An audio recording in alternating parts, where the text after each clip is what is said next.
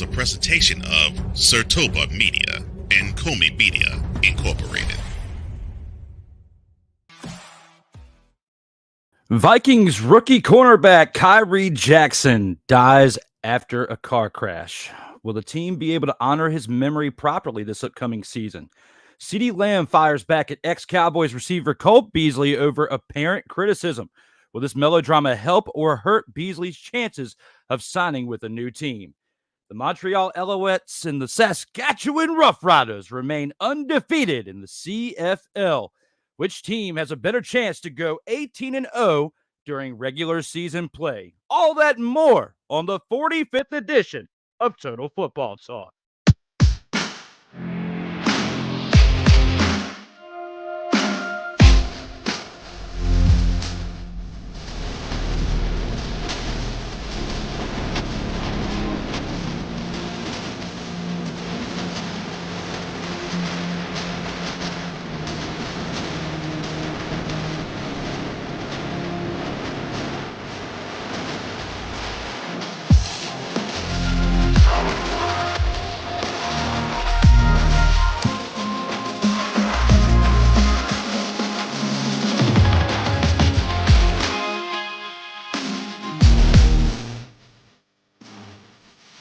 Welcome, one and all. It's that time again. Time for Total Football Talk action as the Alouettes rally to beat the Stampeders 30-26 to remain undefeated. I am one of your co-hosts, Drew Willingham, as we are here to discuss football yet again. For the 45th consecutive week, we've covered the NFL, we've covered the CFL, and we've covered the UFL. And right now, we have the CFL in action. 5 weeks are in the books. We're going to recap that this week. We're going to also preview Week 6. There's a lot going on in the game of football right now. Not just the NFL, of course. It's quiet time for NFL. But for CFL and UFL during the spring, we've had a lot of action. Now, the UFL concluded a few weeks back with the UFL championship game. And we all saw how that went. When you look at the team like the Birmingham Stallions being an absolute powerhouse in the UFL. And now we look at two teams right now who are undefeated in the CFL, that being my team, the Saskatchewan Roughriders, and the Montreal Alouettes. These teams out there are doing what it takes to get the dubs out here in these streets. Well, out here on these fields. And here with Total Football Talk this week, we're going to recap that action and take a look at what happened in Week 5 as we take it into the opening drive. All right, let's go. We got trips right at 42, 989 on two. Ready? Ready. Here with the opening drive, we're going to start this out with a game that took place on the 4th of July, Independence Day, a day that here in America we celebrate for independence. But in the CFL, it's just another day, as it's in Canada. And they played like they were Americans out there. Well, there are Americans out there in the CFL, but I digress. But right now, when it comes to the 4th of July and the game that we had in the CFL, it was the Toronto Argonauts traveling to take on the Saskatchewan Roughriders, who returned from a bye week. On their bye week, they went into that bye week 3-0. They come back. And they absolutely dominate, well, sort of, when it comes to the score. Not necessarily game by game, because the Saskatchewan Roughriders held on with a 7-point victory over the Argonauts at home, 30-23. Now, when it comes to this, we got to take a look at the fact that Trevor Harris, the QB1, was banged up in the previous game leading into the bye week. So we had QB2 action in this game. Little lackluster. Shea Patterson, the QB2, was in 192 passing yards with a touchdown, but he did add 4 carries for 18 yards with a touchdown on the ground as well. So he contributed with 2 touchdowns to help get the victory for the Saskatchewan Roughriders. AJ Alouette, 18 carries for 67 yards and a touchdown, along with 1 reception for 6 yards. Not much with the receiving game, but he took on a good amount when it came to the running game. He has been the powerhouse when it comes to that attack with 18 carries for 67 yards and a touchdown again on that day. Samuel Emilus, 3 receptions for 54 yards and a touchdown, along with Keon Schaefer-Baker's 4 receptions for 43 yards, round out the contributions by the receivers. along with the Rough Riders defense. 2 sacks on the day, but that's not the biggest stat here. We got to look at Roland Milligan with 2 interceptions, Deontay Williams and Marcus Sales with also interceptions as well. So 4 interceptions on the day for the Rough Riders defense, contributing to make things happen out here on that field. Now, besides that, gotta look at the other side of the ball. Cameron Dukes, the quarterback for the Argonauts, who absolutely sucked on that day. Let's just be real, people. He was the one who threw 4 interceptions on that day. Absolutely disgraceful when you look at quarterback play right there. 206 passing yards Cameron Dukes had, yes, but 0 touchdowns passing and had 4 interceptions thrown on the day. Again, that is absolutely disgraceful. Yeah, he added 6 carries for 47 yards on the ground. Congratulations. You had a total of over 250 yards. We'll say 253 yards total combined between throwing in the air and on the ground. But you threw 4 interceptions. You totally sucked on that day. You gave the game away. A team in the Toronto Argonauts that we've been talking about so far this season have been doing a great job. And a great job at that, at staying in these games. And they did by only losing by 7 points. But when your quarterback throws 4 interceptions and you only lose by 7 points, it just goes to show that the problem was at the quarterback. And this is their QB1 here. This is their number 1 quarterback that they have into play. So looking at this right here, looking at the contributions from Cameron Dukes, I think it's safe to say they need to find a better quarterback option if he's going to throw 4 interceptions. Or is it just that the Saskatchewan Roughriders defense is just that good? I wanted to say something else, but because we're on the radio airwaves, had to behave myself. And when it comes to that, we got to look beyond Cameron Dukes in this game right here. You know, he was the quarterback. Let's look at the running back. CeeDee Khyree didn't really add much on the ground, and he had a pretty good game the week before. He only had 11 carries for 39 yards and a touchdown in this game and had 1 reception for 10 yards. The Argonauts defense had 1 sack on the day, and besides that stat right there, they absolutely sucked when it comes to their production in this game. So between the defensive play, between their running backs, well, CeeDee Khyree, and their quarterback, Cameron Dukes, absolutely treacherous play when it comes to looking at this team, the Toronto Argonauts, a team that we had some solid hype on. But when you look at their losses to the Alouettes and now the Roughriders, it's safe to say that they're not going to be looking good by the end of the season if they don't find ways to reestablish the run, to not turn the ball over by their quarterback, and to be able to stop the other team's offense. They've had success against lackluster teams that have under 500 records at this point. But when it comes to playing against real competition, it is definitely not a solid look for this team in the Argonauts. And if you really want to break it down a little bit more, all right, let's take a little bit more of a look into this game here. When we go into halftime, the Argonauts had only put up 9 points to the Roughriders 10. Now, you're probably looking at it saying, Drew, well, that's only a 1-point deficit at this point. Okay, it's 10-9. And I totally get that. I totally understand how you feel when it comes to a 10-9 deficit going into this. You're only down by a point going into the half. I mean, it's not at the end of the world right here.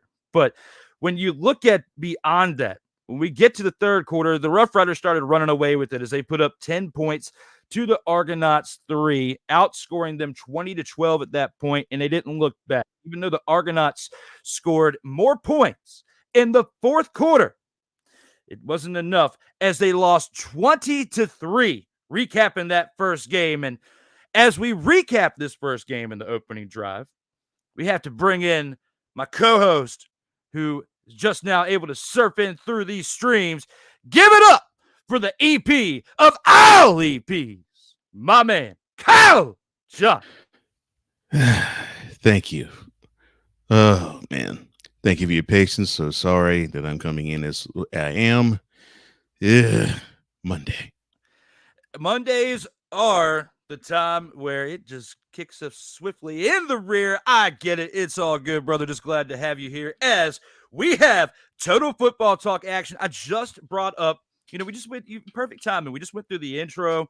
We also, brought up the first game of the week. I just went through the stat line. It's like perfect timing for you to roll through anyway, because now I got to get your take on this first game. Looking back on it, absolutely disgraceful performance by Cameron Dukes on that side with 4 interceptions on the day, handing the game over Basically. to the Saskatchewan Roughriders, my team that I get hyped about.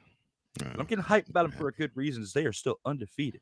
When you put all of that in perspective, the stat line, everything, the trajectory of how this game went through 4 quarters, what are your thoughts following this Thursday Independence Day matchup? Well, congrats to the Rough Riders for not turning the ball over too. But I mean, of course, they had to deal with the backup being in there, and the defense basically played the next man up, and they rose up as one, and they made the Argonauts' offensive life a little bit, unfortunately, uncomfortable. And you put the quarterback down twice, you get 4 picks. The defense saved the day for the Rough Riders, and the Argonauts offense gave this game away. Although, yes, the defense didn't really perform all that great, they performed good enough. I'll put it that way. They performed good enough for the W. They did not perform well enough to get the W, but the Rough Riders defense did. So, congrats to them. 4 picks. I mean, you would expect that out of the QB2 on the other side. Yeah. But not for your starting Not your quarterback. And we've talked some decent hype on this team. Cameron Dukes has kind of played lackluster this year, but in their games that they have won, because we were just talking a couple weeks ago about how they could give the Alouettes some trouble, and the game was relatively close, but they lost.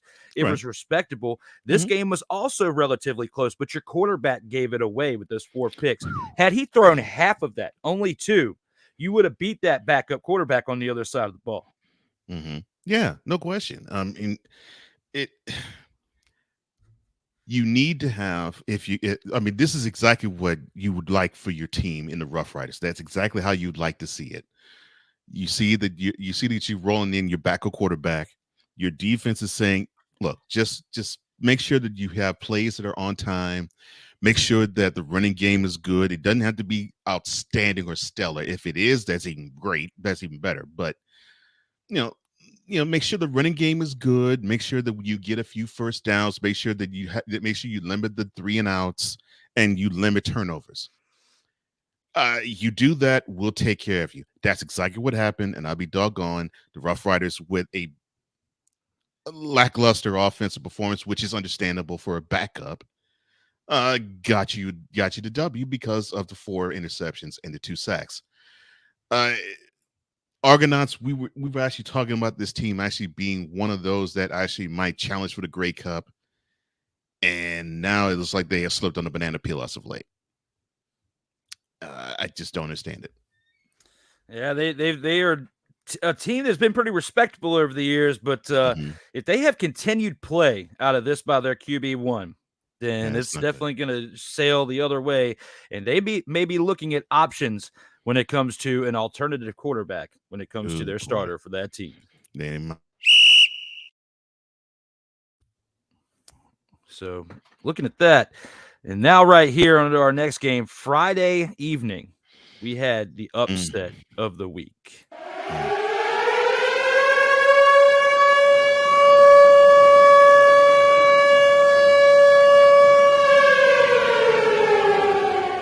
It's about time as we talk about the Winnipeg Blue Bombers hosting a game at home. MFing game for the upset. Doggone it. Right here. Yeah, I did not see it coming. I believe last week. I didn't either. I believe last week that were you the one that said last week that you had a feeling that they could snap this winless streak? Yeah. And and you were just saying it pretty much for the sake of debate. Okay. It wasn't like, and I felt that then, and looking at it now when you said you were surprised, because even though you picked it, you weren't fully believing it, because you thought that they were going to be like the Edmonton Elks going into this upcoming bye week without a win. And I did too. I mean, the way that their defense had played, the way that their offensive production had been, I did not see this happening, as the team goes and gets 25 points to the Redblacks 16, winning 25-16 at home over the Ottawa Redblacks. And 27 passing yards. Didn't turn the ball over, but didn't have any passing touchdowns. But on the ground is where he had his most production. 13 carries for 79 yards and a rushing touchdown. Now, the Blue Bombers, you know, you got to look at their running backs here. 19 carries for 78 yards. I mean, that right there is a major improvement when you look at how they produced in this game right here in comparison to, we were talking about how their running attack was hurting them in the previous 4 losses that they had. You know, Brady Oliveira, and this was outside of his production, he had 23 carries for 129 yards if you take him out of those overall running backs. So him on that day, 5 receptions as well for 37 yards. He led the team in rushing and receiving on that day with the 37 rushing yards as far as individual stats. So looking at his individual production, looking at the Blue Bombers defense with 3 sacks. They stepped up. Yep. And an interception by Terrell Bonds, no relation to Barry or Bobby Bonds, but definitely plays in the game of football, not baseball. But, you know, he contributed with the interception. And their kicker, Sergio Castillo, 6 of 6 on field goals with a long of 53 yards on the day. When you think about that and the fact that 18 of those 25 points came from that, it's a huge, huge stat for this game. Would tip the scales being their special teams and their production and the overall team stepping up in all 3 phases to make sure that they got the win in this game. Right. Drew Brown gets banged up in this game, starter for the Ottawa Redblacks, which also, I believe, had an effect on this game as he only had 24 passing yards, 2 carries for 12 yards on the ground and was knocked out within the first half. Dustin Crum, the backup quarterback, comes in 102 passing yards and an interception along with 8 carries for 55 yards. Just wasn't enough to keep the team in this game. Raquel Armstead, though, who has been the focal point of this Ottawa Redblacks team through 5 weeks, has had 17 carries, 103 yards on the ground with a touchdown in this game, along with 1 reception for 33 yards. He was probably the highlight of the Redblacks again on this day, as Jalen Acklin had 3 receptions for 41 yards, along with Justin Hardy's 3 receptions for 43 yards. You know, it wasn't enough to really contribute on offense to help this team get over the hump.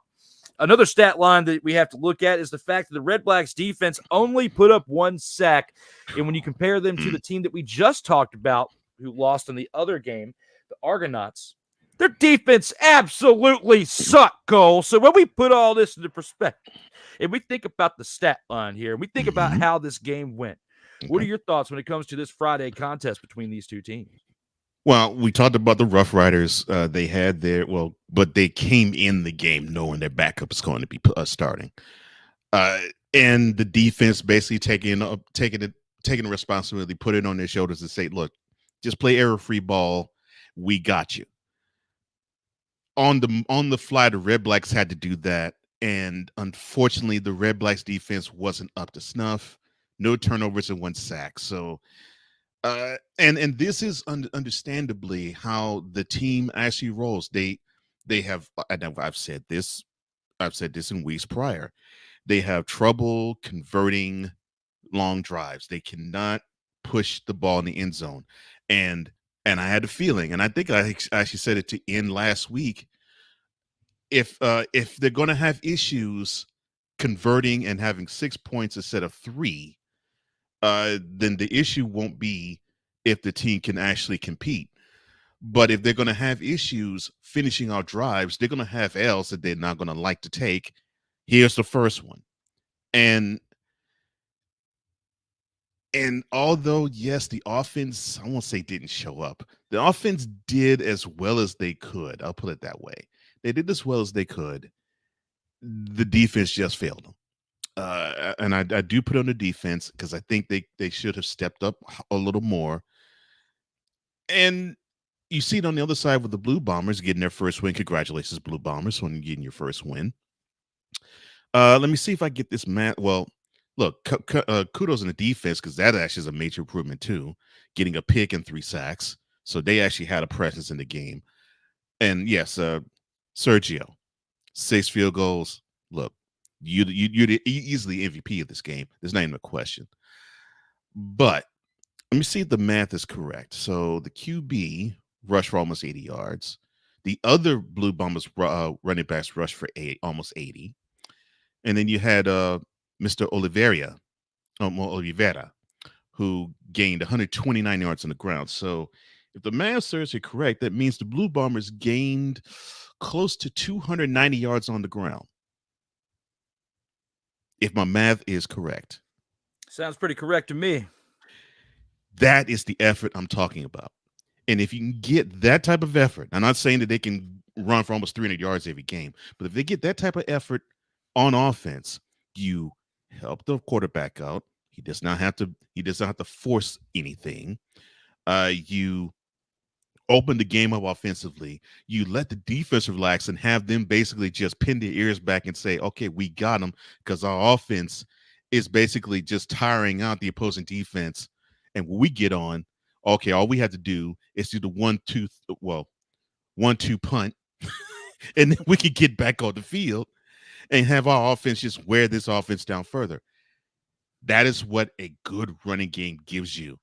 And I'm loving the fact that I'm seeing that here. And I had a feeling that if they could just tap into their running game, I think we would see a much better performance, and I'll be doggone we have.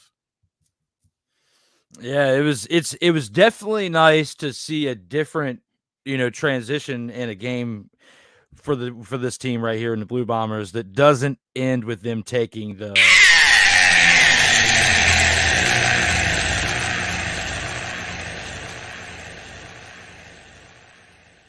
And I know that they feel great too heading into this upcoming week when it comes to the punishment that they have taken week in and week out. And, to some people, it was a total surprise, motherfucker.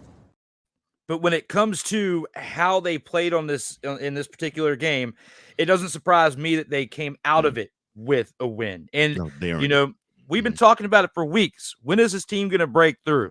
And it only takes one, and then they can get the ball rolling and actually turn this thing around. And I'm glad that I threw as much shade as I did, because maybe one of our, we're still small out here growing, but maybe one of these views on these shorts, somebody had shared it to one of these players and said, "Oh, expletive, no, we are not going down like this. We're not going to let somebody talk about us out here in these streams." And that's exactly the type of motivation that they needed to get this type of win. This was a total team victory. I mean, the defense did what they were supposed to do. The offense did what they were supposed to do. And the special teams did what they were supposed to do. And this is a total team win.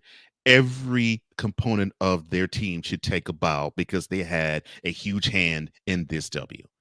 And it's great to see it when you can actually see it from just the stat line itself.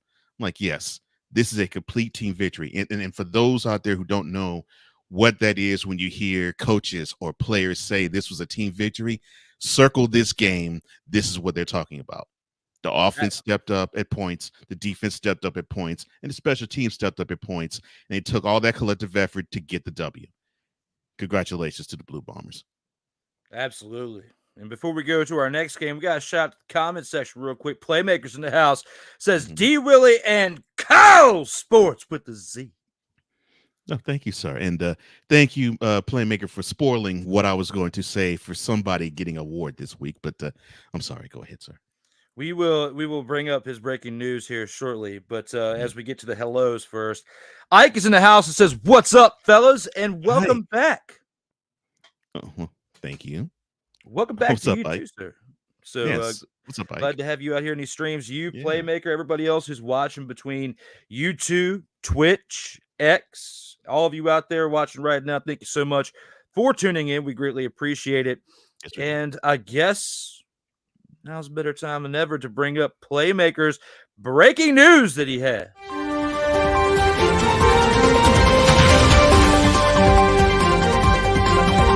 Oh, yeah! It's time for breaking news! And that breaking news is this. It's cornerback Cameron Sutton suspended 8 games for violating the NFL's personal conduct policy.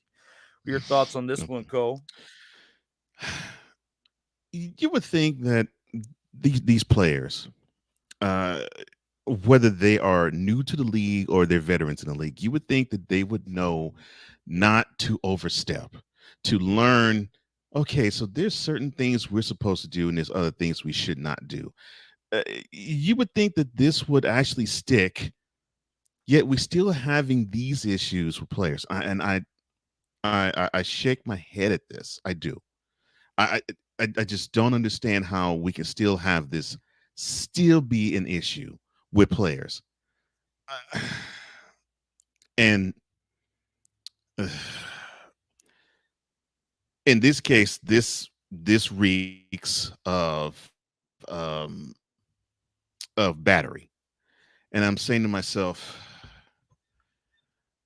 I get that sometimes things in life get out of control and we're not all perfect. And I'm not saying you have to be perfect, but it's like what my father said to me when I was young. He says, yeah, there's going to be certain things and there's going to be certain people that's going to try to pull you out of character, but you got to have the wherewithal to actually say, no, this person is not, or this situation is not strong enough for me to lower myself and lower my standard to act buck wild. Yet here we are. Yeah, he was definitely not following the 3 Ps. And the 3 Ps is what I was told when I was younger. You need to be personable, you need to be punctual, and you need to be professional. So you need to do that when it comes to you, Cameron Sutton, out here on this field, just like the rest of us have to do in our professions. If you're going to sign a contract, if you're going to give your word that you're going to do something, you need to follow through and be a real one out here in these streets and on this field there, Cameron Sutton. You got other people who depend on you to do things. When you sign a contract, when you give a word to say you're going to do something, you need to honor your word. Stick to it, Cameron Sutton. And if anybody else out there is feeling this message, you need to follow not what Cameron Sutton's doing, but the words that Cole and I are saying in this moment. Yeah. As Playmaker says, he's just doing his job, but we are too. So do that. Appreciate there, Cameron Sutton. Do your job. And let's all make it better out here in these streets. To our third game that we have here on the slate. We'll skip ahead to Sunday because this game right here was definitely not the game of the week, okay? No. This game right here was between the BC Lions, who traveled to take on the Hamilton Tiger Kitties, a team that I have dubbed that for many weeks now because of the way that they have played out here in Canadian football. And they proved me right yet again, as the BC Lions, led by arguably probably the top candidate for league MVP right now in Vernon Adams Jr. Dude is still balling. Absolutely. He puts up 44 points on the day, along with the Hamilton Tiger Cats' 28 points. Come on now. You got routed in this game. As Vernon Adams Jr. throws for 383 passing yards, another 300 to 350-plus yard performance for Vernon Adams Jr. 4 touchdowns on the ground. You look at what Cameron Dukes did in the previous games we were talking about, throwing 4 interceptions to 0 touchdowns. Vernon Adams Jr. threw 4 touchdowns to no interceptions. Absolutely video game is what he did this week and in the previous weeks leading up to this. He also had 3 carries on the day for 15 yards, as well as William Stanback's 14 carries for 82 yards and a touchdown, and also added 5 receptions for 74 yards and a touchdown. You got the 1-2 punch right here with Adams Jr. and William Stanback, because Stanback has definitely been putting up numbers over the previous weeks too and has not been a slouch. His running game has definitely been helping balance the scales for this team to be effective in the passing attack too, as he's also contributed as a receiver. And then speaking of contributing as a receiver, you look at Justin McGinnis's 10 receptions for 144 yards and 2 of those 4 touchdowns from Vernon Adams Jr., along with Alexander Hollins's 6 receptions for 116 yards and a touchdown. Between Stanback, McGinnis, and Hollins, all accounted for the 4 touchdowns thrown by Vernon Adams Jr. I would say the quad pack between Adams Jr., Stanback, McGinnis, and Hollins absolutely balled out for the offense in this game, and the reason why they put up 44 points. But we also got to look at the fact that the Lions defense, they were a little quiet, beyond the fact that they had 3 sacks. They didn't have any, turnovers recovered, but you got to look at the other side of the ball for the Hamilton Tiger Cats, who have a solid quarterback on a bad team right here. Looking at Bo Levi Mitchell, 374 passing yards with 3 touchdowns.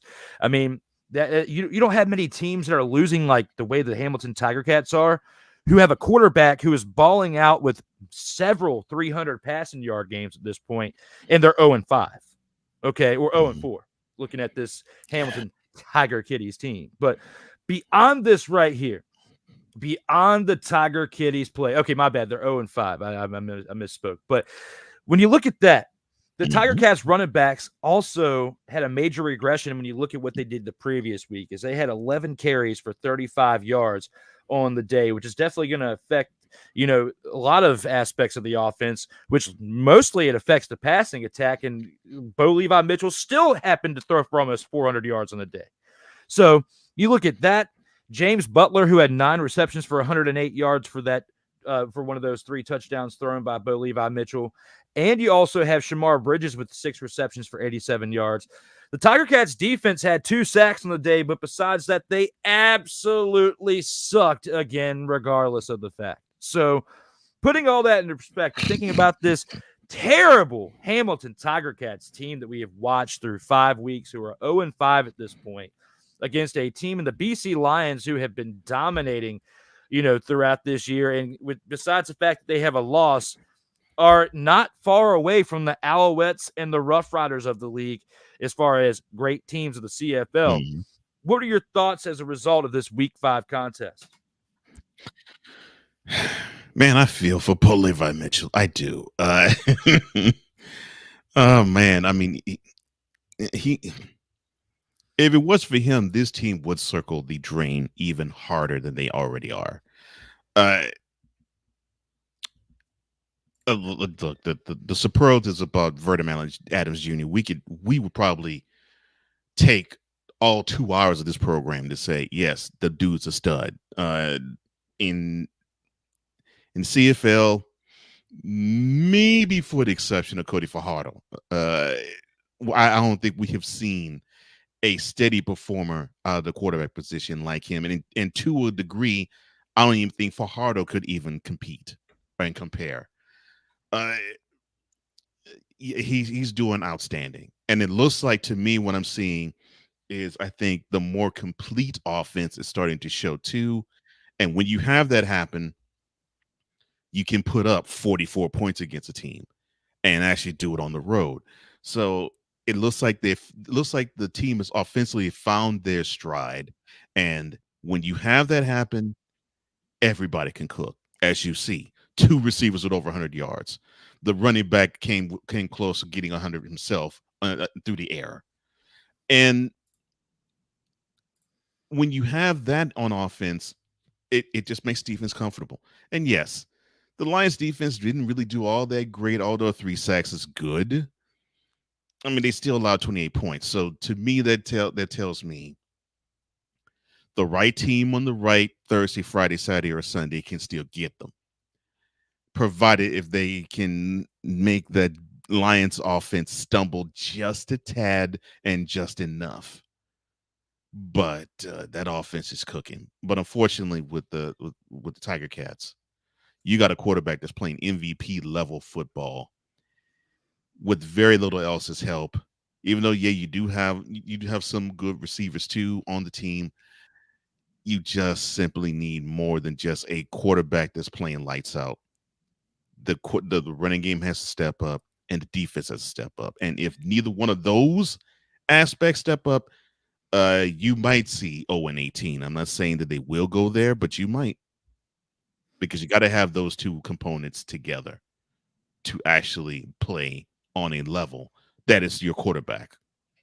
Absolutely. And looking at how this team going into halftime, the BC Lions were routing them 34-11 going into halftime. Remember Ryan McCarthy sending that graphic in the group chat, the other day with the fact that 34-11 at halftime, we can still come back in this game. And I'm like, looking at that and how in the next half they were outscored 17-10 still. So the Hamilton Tiger Cats outscored them only 17-10. but yet I feel like they were gimme points because there was no way they were going to come back after being down 34-11. So looking at this right here, they definitely have a lot of things to work on. But like you said, there's a really good chance that they go 0-18, probably out of the teams in the league that are winless between them and the Elks. It's probably the two teams that I believe are still winless. And the Hamilton Tiger Cats are the one that have a better chance right now based on their level of production to go 0-18. And even Ike says almost 400 yards and 3 touchdowns and a loss. That's unheard of.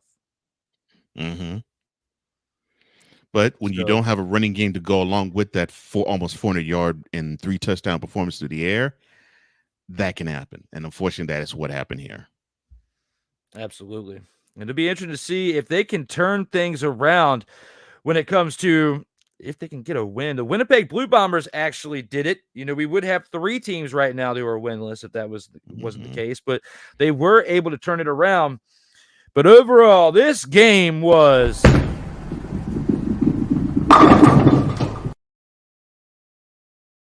it absolutely was. I mean, it was downright.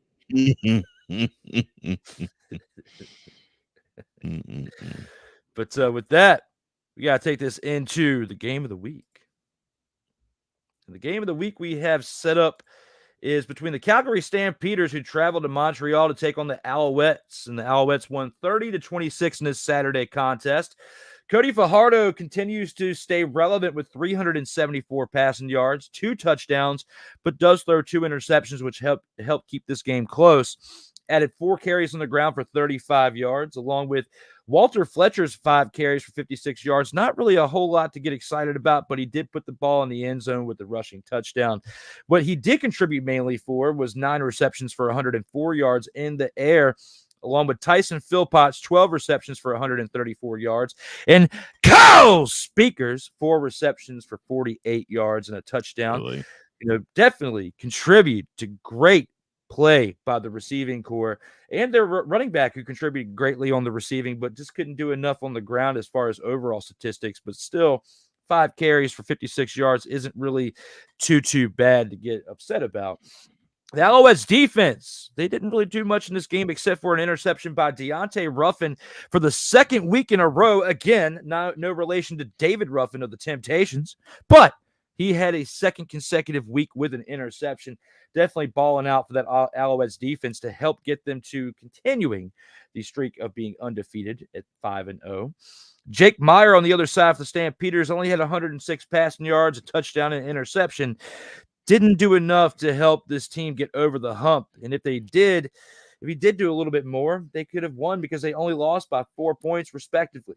Peyton Logan had 6 receptions for 65 yards, along with Tommy Stevens, 6 carries for 49 yards and 2 touchdowns on the ground, which is a big reason why they were in this game and only lost by 4 points. Markel Mitchell's 7 receptions for 59 yards, along with Reggie Beggleton's 4 receptions for 21 yards, caught the lone touchdown by Jake Meyer. The Stampeders defense was also another reason why they hung in this game, with 2 interceptions by Trey Roberson and Bentley Sanders. Looking at this game only being a 4-point victory, and how the Montreal Alouettes had to storm back because they were down for a little bit in this game. They had to really turn it up in the second half because, they were down by 12 points going into, this third quarter. I mean, this second half. So looking at how this went, the way that they stormed back, scoring 18 points to the 3 for the other side for the Calgary Stampeders. What are your thoughts when it comes to how this game transpired at the end? I know you want to leave me, but I refuse to let you go. Oh, my bad. I heard David Ruffin. My bad. My mind just went there. The Stampeders had a W. They had Alouettes on the ropes, and this is something that if ever you play on a football team and you get a chance to have a team down, the coaching staff implores you to put the foot on the throat. Don't give them any hope. Don't give them any chances of revival. Don't let them think that they have a shot in this game. And unfortunately, the Stampeders allowed the Alouettes to think they actually had to win this game. And the Alouettes took the shot, they extended it, and then they sealed the deal with a W. I still believe that even though Cody Fajardo is putting forth a good stat line, he's just a tad bit careless with the ball, and that's going to cost them. That's going to cost the Alouettes eventually. And the running game, I will continue to say it, I want to see more out of them other than Fajardo. I want to see more out of them. I want to see more in that running game. And they need to have that happen. Otherwise, the mistakes of Fajardo is putting forth in the pocket, plus the lack of a running game, is going to basically make the Alouettes paper champions, and that's not what they want. That and the Alouettes defense really didn't show up all that much in this game. Yes, shout out to Deontay Ruffin, though. This was a game the Stampede should have had, but they gave this game away. And you cannot do that against a good team. A good team that is playing subpar, you give them a shot, you give them a crack, and they'll open that crack all the way wide open. And in this game, that's exactly what happened. It definitely did. And, the Alouettes definitely, like you said with Fajardo, he cannot keep that up, or this winless or this winning streak will not continue. If he continues to turn that ball over, he has got to get that under control. Hopefully, in due time, they will, because they are still due for a bye week, as they have played all 5 weeks. The Roughriders were beneficiary of having that bye week. It also helped get them. It also helped them prepare their backup quarterback. Because had they not had that extra week to prepare, who's to say that they wouldn't have had the success that they had in this previous game, even though the other team helped them out with the 4 interceptions. But that's true. In this game alone, the Alouettes are getting to a point to where they are starting to look like they need that bye week. But they're still scratching out dubs here and there. And the Stampeders definitely put up a pretty good performance when you look at how their rushing attack went. Like, their rushing attack is what kept them in this game. And that's what they're going to have to continue to lean on if they're going to have lackluster play from their quarterback. Because, I think it's safe to say that we saw a lackluster performance out of Jake Meyer in this game with only 106 passing yards, touchdown, and interception. But through the first half, it was enough to keep them in the game, okay? We saw it get exposed in the second half as the Alouettes defense really put their foot to the ground and held that offense for the Stampeders from not really putting up more than just 3 points in the second half. So looking at how everything transpired for the Alouettes and the fact that they shut them out, they shut out the Stampeders in the fourth quarter. It was a 15-0 score as far as fourth quarter score alone. So the Alouettes really stepped up. Whatever halftime speech they had, somebody lit a fire under their rear end and said, "You guys are absolutely sucking right now. This does not look like a 4-0 team right now. If you're tired, you need to, grab a Prime energy drink." Not trying to shout you out, too much, but I'm saying that, a Celsius, whatever. Drink something, a shot of bourbon, whatever you need to go out there and make this happen. And they did. They absolutely did. And looking at this, I think that they won't look back, because this is a game that they really needed, because they're looking at other teams like the Roughriders and saying, yeah, if we're going to have a chance to top them at the end of the season, we got to step it up, and we got to step it up with our quarterback play, for one, not turning the ball over like he did, because 2 interceptions almost cost him. And we got to step it up a little bit with our running attack, because even though he had 56 yards on the ground, Walter Fletcher only had 5 carries on the day, and the rest of them came from Cody Fajardo. So if you're having less than 10 carries on the ground in a day, and half of them are coming from your quarterback, that's not a recipe for success. You're lucky to be 5-0 right now, and a lot of it hangs on the shoulders of what that defense has been capable of doing this year. The Alouettes should be thanking God for coming out there with a W. This was an L. This was a gift-wrapped L, because they were at home with an underwhelming performance. And I agree with you. Somebody, whether it was a coach, an assistant coach, the ball boy, one of the players, one of the captains on the team, they must have lit a fire under the team in general. and they got after it. Because the way the Stampeders were playing the first half, if they were to keep that going the second half, we would have actually seen not just an L, we would have seen an L from the Alouettes. We would say, wow, they really took it hard on the chin, and they did not put forth their best effort today. And they must have, in the middle of the game, said, okay, well, yeah, this game's the Stampeders. Let's just chuck it. Let's just chuck this game, and let's just go to the next week. Kudos and congrats to the Alouettes in not thinking that. And they said, we got to have this game. And I agree with you when you said that this could be one of those springboard type games. Good teams need to have that test where they don't put forth their best effort. They don't put forth their best foot. They don't execute the way they have in weeks prior. And they just don't have it yet. They come out with a W because they find a way to win. And when a team that is as good as the Alouettes can find a way to win, that's when I really believe the team can be dangerous. Now, still, the Renegade needs to be better, and Fajardo needs to cut down on those turnovers. But as far as a team is concerned, this is really good for the Alouettes because now they could say, well, we don't have to play our best game. We don't have to put up 40 points. We don't have to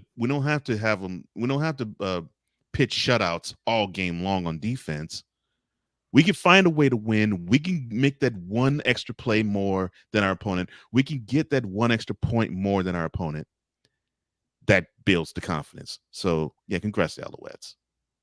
Absolutely. And we'll talk a little bit more about them and the Roughriders and our thoughts of if either one of these two teams have a chance of going 18-0 for the rest of the season as we carry on. But with that being said, guys, we're going to take our first commercial break. And when we come back, we've got the Gridiron Scoop. We've also got the Grand Champ when we come on back. We'll see you guys on the other side of this first commercial break. All right, let's go. We got tricks, right? At 42, 989. On two. Ready? Hey!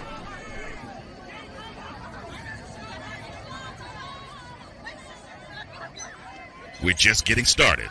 Total Football Talk will return right after this.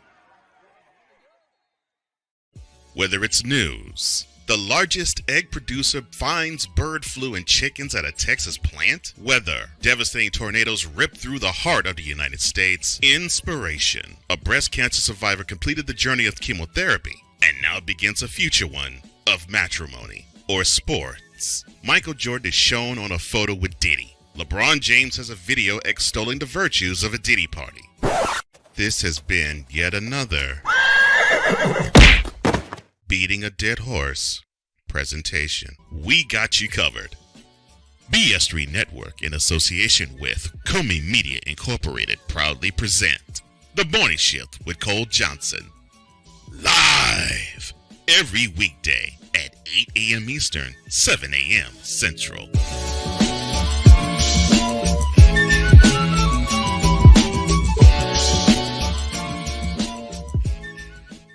Hey, Eagles fan, join my man Cool McCain and a host of others as they break down every single game, every single week in an objective manner, and also from a fan's perspective as well.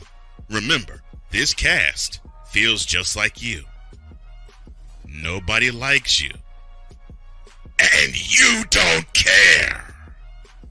Fly, Eagles, fly. Eagles Elite Podcast, every Wednesday at 8:30 p.m. Eastern on YouTube and other podcast outlets.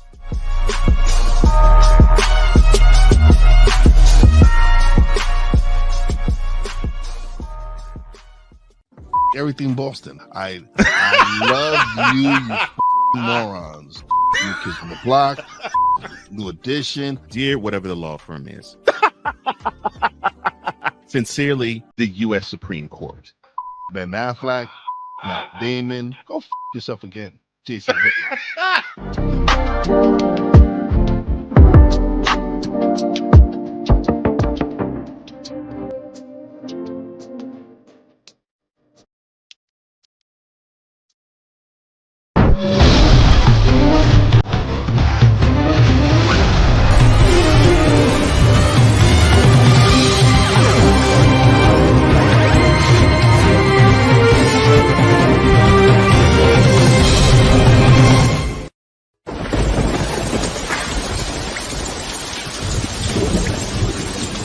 Welcome back.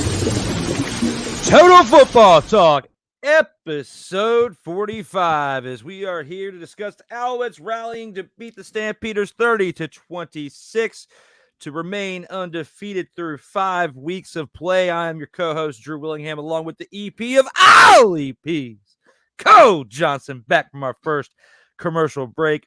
We have some more things to get to, and that being another one that we have to discuss, the Gridiron Scoop.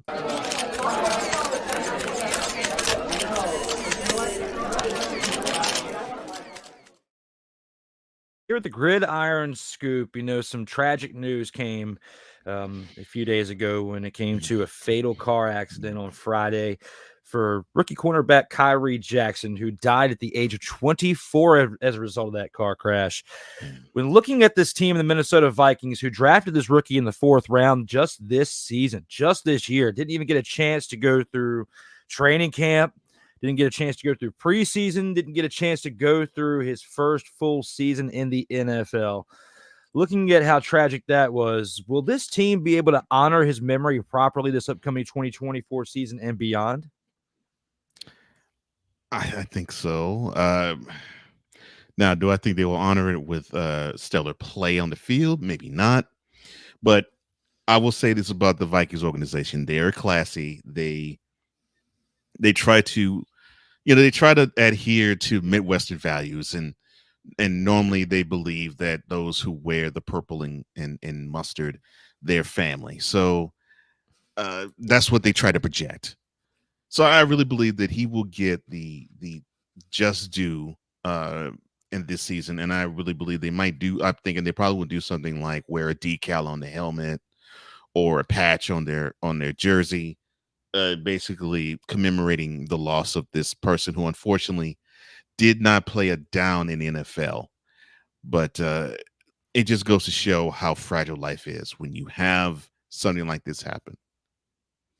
This definitely was very tragic. I mean, you never want to see any news like this come out. No. Whether they played 17, 18 seasons of downs in the NFL, or especially never getting the opportunity. At least the cool thing that he did get to experience was he got to hear his name called. He got to begin the process. He'd gone through OTAs and a little bit of the mini camp stuff and was around the organization. But during the time where they have a very small window of time off after OTAs and mini camp before they go into the real training camp with pads and preparation for the preseason, you get a very, very short window of time off because you have a long season ahead. And it's just really sad that during that really, really short window of time, this kid passed away, and in a very tragic way, like that. He got in the car to go somewhere and then was gone. So it sucks. And when you look at that, and then, like you said, you think they'll be able to honor him with the patch and with an honorary patch or something this year. But do you think that there's a chance that we could see them potentially play like an absolute dumpster fire with all the changes that they've made this year, like with the quarterback, moving on to Atlanta, drafting JJ McCarthy, the moves they've made this offseason in personnel and coaching and all sorts of stuff in the front office as well, with assistant changes and stuff like that. Do you think that this team is going to regress now that Kirk Cousins is gone to where they don't potentially honor this kid's memory properly? Or do you think just a patch on the sleeve is going to be enough to honor him regardless of how well or how bad they play this year? Well, for those like us, I think it is safe to say that we are football aficionados. A patch is enough. We could care less if the team goes 13-4 or 4-13. If they were actually to show, okay, so this young man made an impression upon the team to where they're going to honor him team wide throughout the season, I think that would be satisfactory for us. Now, for the Vikings fan, I think they would want to have this motivate them. Say, okay, this one's for Khyree. Let's play for him. Not Kyrie Irving. I'm sorry, my bad. But you're talking about a team that right now, and you mentioned it beautifully, in March, their quarterback of I think 8 years decided to go bye-bye on them because he took a bag in Atlanta, and also his wife was in his ear.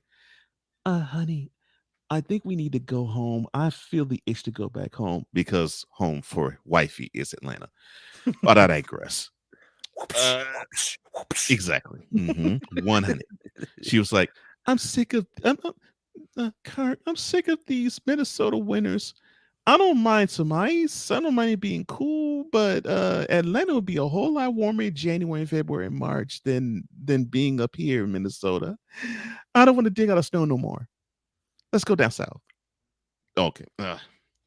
With that being said, you have a team that right now they have to pin their hopes offensively on Aaron Jones. That is who has to really steer the ship. Yes, I know they got Justin Jefferson there still. I know they have Adam Thielen. Well, no, they don't have Adam Thielen there. He's now a Panther.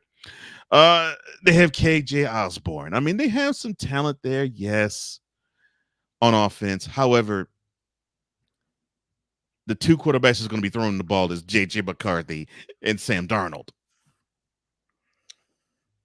Come on. Really? J.J. McCarthy, who, yes, I know he recently brought home a national championship to Michigan, and they ain't been able to say that in 26 years. I know, I'm understanding that. However, this is a person who has not taken a snap in the NFL yet. And you got Sam Darnold, who he has been a Jet. He's been a 49er. He's been a Panther.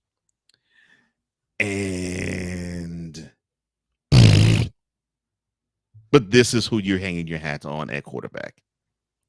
No. I mean, he is a national champion. I'll give McCarthy credit. Yes, he's a national champion. You know, he played well when he needed to play well. And look, I'll say this about JJ. He seems to pick up the game well. What I want to see is if he's able to be the difference maker in the pocket. And a team like the way the Vikings are built, they're built to actually have their quarterback be the difference maker. Now I might be wrong. I might not be seeing it the right way, but McCarthy, I won't say game manager because that'll be insulting him, really. But I think he's the next step up from a game manager. He's that guy where it's like, okay, I know that I'm not supposed to turn over the ball, but I can give you a play or two in a game. I think he's there. Sam Darnold, game manager all the way. So they've had quarterbacks, or at least they've had quarterback play where they've needed to have 300, 350, 400-yard games just to sniff the W. And yes, Aaron Jones gives them a different look. Dalvin Cook just simply wasn't that guy for some reason. But Aaron Jones probably could give them a little bit more in the carries department, but he's going to probably give them a whole lot more also in the running back out the backfield that can catch department too. I just don't see the Vikings. I mean, they were 7-10 last year. I think they probably will equal that, if not be 6-11. And that is not saying that I'm rooting for it. Like, look, one of my closest friends is a Vikings fan. I really don't want them to go bad, to do bad, because that means I'll be hearing my friend every Sunday and Monday wanting to curse the team out. So I want the Vikings do well. I just don't like the makeup of the team as a whole. Offensively, defensively, I think they're getting better, but I'm not really feeling them. I really am not. Yeah, it's going to take a while for them to reestablish that offense because, like you said, I mean, J.J. McCarthy's got some things to prove, and watch out of spite. He goes ham this year and balls out, and we see some pretty good play out of the quarterback position. But I'm not optimistic on that. I'm going to remain with my football intelligence intact and agree with you on that, and move on to the next topic. A topic that we discussed last week, but based on some, resurfacing news that came out over this past weekend and this past since we talked about him last week. And even though it feels like we're talking about him almost every week, I mean, it's not like when it was Thomas Edward Patrick Brady II before, okay? But I know. But hey, at least when it comes to this, we got to talk about the relevant news in the NFL to counterbalance our CFL talk. And looking at the 49ers wide receiver Brandon Ayuk posting a photo of Commanders film amid contract NFL trade rumors. Should this encourage the team to expedite the trade or to finally find a way to silence him on social media? Brandon wants his bag. Goodness gracious. I mean, he really wants his bag. Bad. Man, okay. So I think I've heard that he's actually, if I might be wrong, but I think I've heard him say that he's pulled down 49ers stuff on his social media too, right? Mm-hmm. So I'm looking at a guy who I know he's saying, well, look, I was the number one yards getter in through the air. I made that young man Brock Purdy look really, really good. You have other guys like Deebo Samuel and Christian McCaffrey on the team, but I led the team in receiving yards.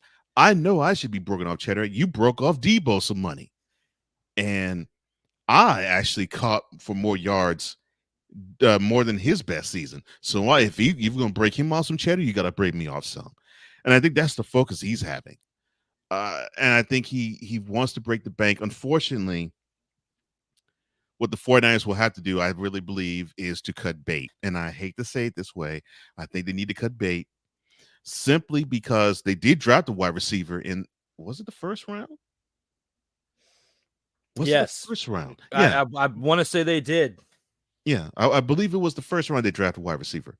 So, you're talking about a team that I think they look to the future often, but they try to corral those who make an impact on the team.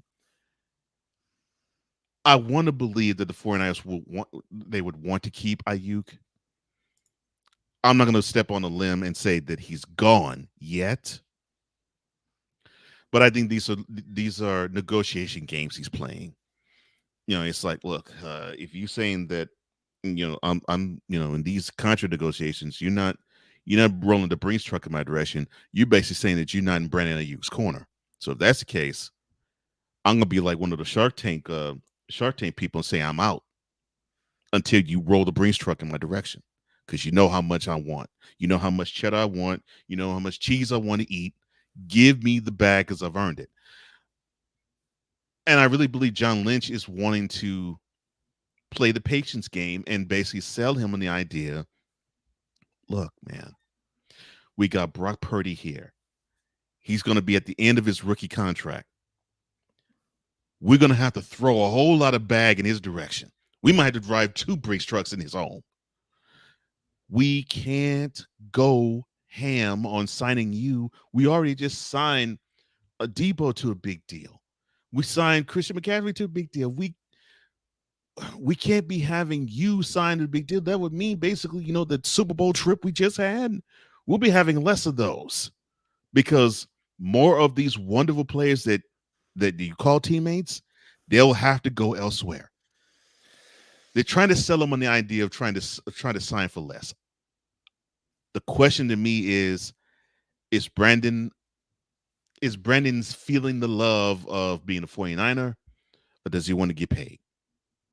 And he's leaning toward the getting paid portion.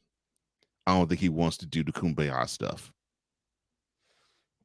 Absolutely not. I mean, you were correct when it came to, they did draft a wide receiver in the first round, Ricky Pearsall, out of the University of Florida, with the 31st overall pick in the first round. I mean, that's not something to get too excited about because it was in the latter part of the first round, but it does send a message to Ayuk, who more than likely, who was probably vocal about this before it even leaked into the media, probably towards the end of last season when it concluded. Like, look at my stats, look at my production, look at how far we got. and pointing it at himself, even though it's more of a collective team effort. Everybody did it.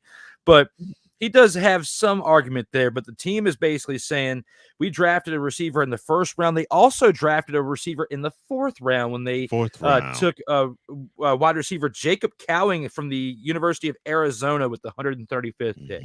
That's like the equivalent of when the formerly known as the Redskins took Robert Griffin III in 2011 and Kirk Cousins, when they took Griffin in the first round and Cousins in the fourth. So fourth round. Different positions, but still the same message is being passed on. And you also have to look at the fact that Shanahan was running the show then too. So even though he's not the one drafting these players like Shanahan did during his father did when he was with the Washington team, it's a little bit of kind of like what goes around comes around. It's a repetition of ways out there. That's the best way I can really put it together in this moment. But you know where I'm going with this. Yeah. So looking at how it was with the first and fourth round pick, that's like their leverage to say, Brandon, if you leave, we still have two other options who could potentially fill your role. And you weren't a number one overall pick in the first round. Okay. So you need to humble yourself because they can honestly keep him under contract and not do anything with him and let him get all upset. And if he wants to Antonio Brown himself out of the league, then he needs to really watch. Now, it's not quite as bad as what AB did, but it's still along those lines. If it becomes a distraction to the team, if it's getting to that point now, it surely will by the time we get to the season if he doesn't stop with the social media antics. And that's nails on the head. That to me is what I believe that's the message they want to send to Brandon. It's like, okay, yeah, you can try to hold out, or you can claim that you're deserving of the contract that Justin Jefferson has signed, but we're thinking about winning, and we're gonna break you off some, but think of things such as like deferment, of having a delay in your payment of getting that money. We want you to get paid, but we don't want you to be we don't want you to throw a monkey wrench on the team in the way we overall want to be. And the drafting was messages sent saying to him, we're ready to move on from you if you still feel as though you want to be paid more than what I think we're willing to offer you. And the sooner that Brandon gets off of that, the sooner he'll be a 49er. And I think the more surprised he'll be in getting the deal that I think he wants, unless he wants the max. And if that's the case, he would have to demand the trade or play this out or sit out when they want to probably franchise him next year and have another team sign him. Absolutely. The storm is coming just like it is here in my way of the United States right now. The storm is coming. If you do not get things under wraps now, being you, Brandon Ayuk, you guys, like we talked about last week, you need to find some type of common ground, meet in the middle, get through this season. And, even if they need to take care of him on travel expenses or something like that, or I wouldn't say travel expenses, but travel accommodations in certain ways for this upcoming season, just to help make him a little bit more comfortable, to reassure him that after this season, we'll take care of you. Right now, we're on the cusp of making it to a Super Bowl championship victory, okay? Not just making it to the Super Bowl, but actually winning. And you got to look at teams like the Eagles in the NFC who made it and couldn't make it back the following year. Like this previous year, they couldn't repeat their success in getting back. It's hard enough to get to the game, let alone win it. And they've been to the game with this team.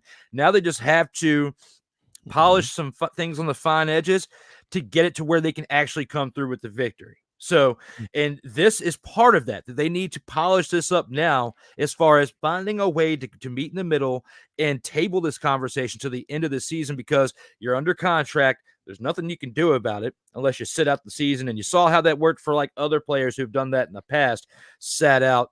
Le'Veon Bell, the running back position, and how that hurt his career. is a prime example of that when he did that when he was acting up with the Steelers over contract talks. He ended up sitting out a year, came back, and was never the same. So, let alone he was a little bit older at that point, and it is a totally different position. It's a little bit easier to stay in shape and stay relevant as a wide receiver than it is as a running back because you take a lot more of a beating as a running back.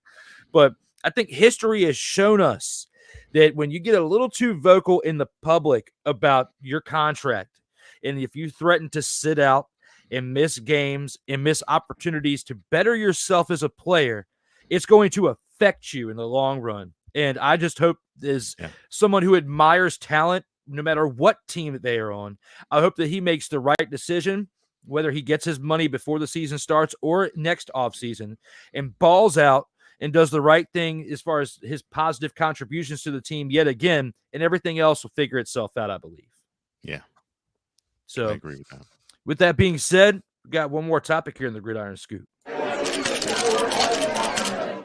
Lastly, in this set of topics for the Gridiron Scoop, we have a recent comparison of Colorado University quarterback Shedeur Sanders to NFL quarterback Geno Smith that made headline. We genuinely stay away from college football, but this because it was a comparison to someone in the NFL, I felt like it was necessary to bring up today. And with this being said, do you feel this was an accurate scouting report or a shot at Coach Prime and his family?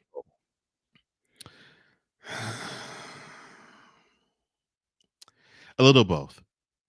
A little of both.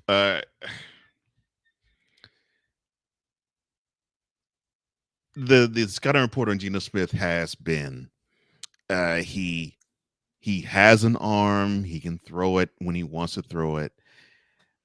He's not the scrambler type, so he basically is going to have to beat you in the pocket, which that is similar to Shedeur Sanders. I mean, he's not the scrambler. He beats you in the pocket, and he has a pretty good arm. It's still developing, obviously, but the arm is good. But I actually think even though there is some similarities between the two, I believe this was a shot at Coach Prime. And the reason why I think it's a shot, seemingly we've heard Coach Prime say that he wants his boys, which is of course Shedeur and Shiloh at the moment, be drafted by certain teams when they do get into the NFL draft. And so I think the NFL is not really liking that personally. And obviously they're not liking the fact that he is saying that he's wanted to only coach in college and not coach in the NFL as well. But we still have to see this young man play. I mean, more. I mean, let's see if he's improved from last year. I mean, he has 1 year in Colorado under his belt. He has, of course, another year at Jackson State under his belt before then. So let's see if he's grown enough to where he won't be compared to somebody who, quite frankly, it really is an insult to compare. And I'm not saying this as taking a shot at Geno Smith, but let's be honest. When you think Geno Smith, you're not thinking top 10 quarterback in the NFL. I mean, you're not. I mean, you're not. I mean, and they hit that one good season with the Seahawks, but even he did a little bit of a regression this past season. He didn't have a bad season last year, but yes, compared to 2022, it was a bit of a regression, right? Yeah, I mean, at least we're not sitting up here with the scouting report of his former New York Jets days and comparing him to butt fumble or anything. Gosh, he did play a little bit better, but he wasn't consistent enough to where he ended up getting benched. And he's bounced around the league a little bit to the point to where, he's where he's at now with Seattle, and he got his opportunity, and he's playing a little bit better. I think I agree with you in the fact that I think this was a shot at Coach Prime because, I think the NFL would like to see him coaching for a team at some point. although his argument is basically on the politics and, how, certain teams buy their championships with the way they structure contracts. But I mean, you got to look at how the NIL deals are in the NCAA. I mean, it's very similar to that now. There's not much difference between the NFL and the NCAA as far as the structure and pay, except for the NFL's on a higher paying scale because of the amount of revenue that they bring in comparison to the NCAA. And even the NCAA brings in a respectively close amount of revenue. It's just not distributed as evenly as you could argue from what the NFL has. But, Right. with Deion Sanders, Coach Prime, he's left a mark, in the game of football, whether it's college, whether it's the NFL, and even you could argue in other sports like Major League Baseball and college baseball too, with what he did, coming on up Florida State. All right. Mm-hmm. Thinking about everything as a whole, and I agree with you when it comes to that this could be a shot at Coach Prime and his family. Looking at this right here, when it comes to Shedeur and Shiloh and in this, being the dynamic for Coach Prime, do you see this affecting how they go about things at Colorado this year, or do you think it motivates them towards more greatness for this season to actually achieve something even more special, considering how Coach Prime has been vocal about everything? This is going to be their last season together. Do you think they have a good chance at balling out and proving the naysayers and comparing Shedeur to Geno Smith wrong, and that he improves his draft stock as well? I think this could actually serve as a motivating factor for them. However, I think there's more that could serve as that. First year, the Big 12, back at the Big 12, you have the subpar season after the good start as to last season.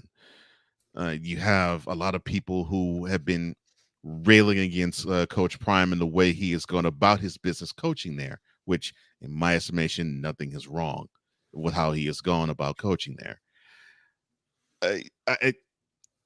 That turns to that seems to motivate at least the coaching staff, if not the players that have stuck around. And from what I understood, there's many that had stuck around from last year, so they only can go up from here. I can't see the Buffaloes going 4-8 again like they did last year. I don't. I think they'll be a better team. I think they'll be a more improved team, and then I think they'll have a little bit more of a chip on their shoulder, where they really didn't have one last year per se. So I think they'll play better.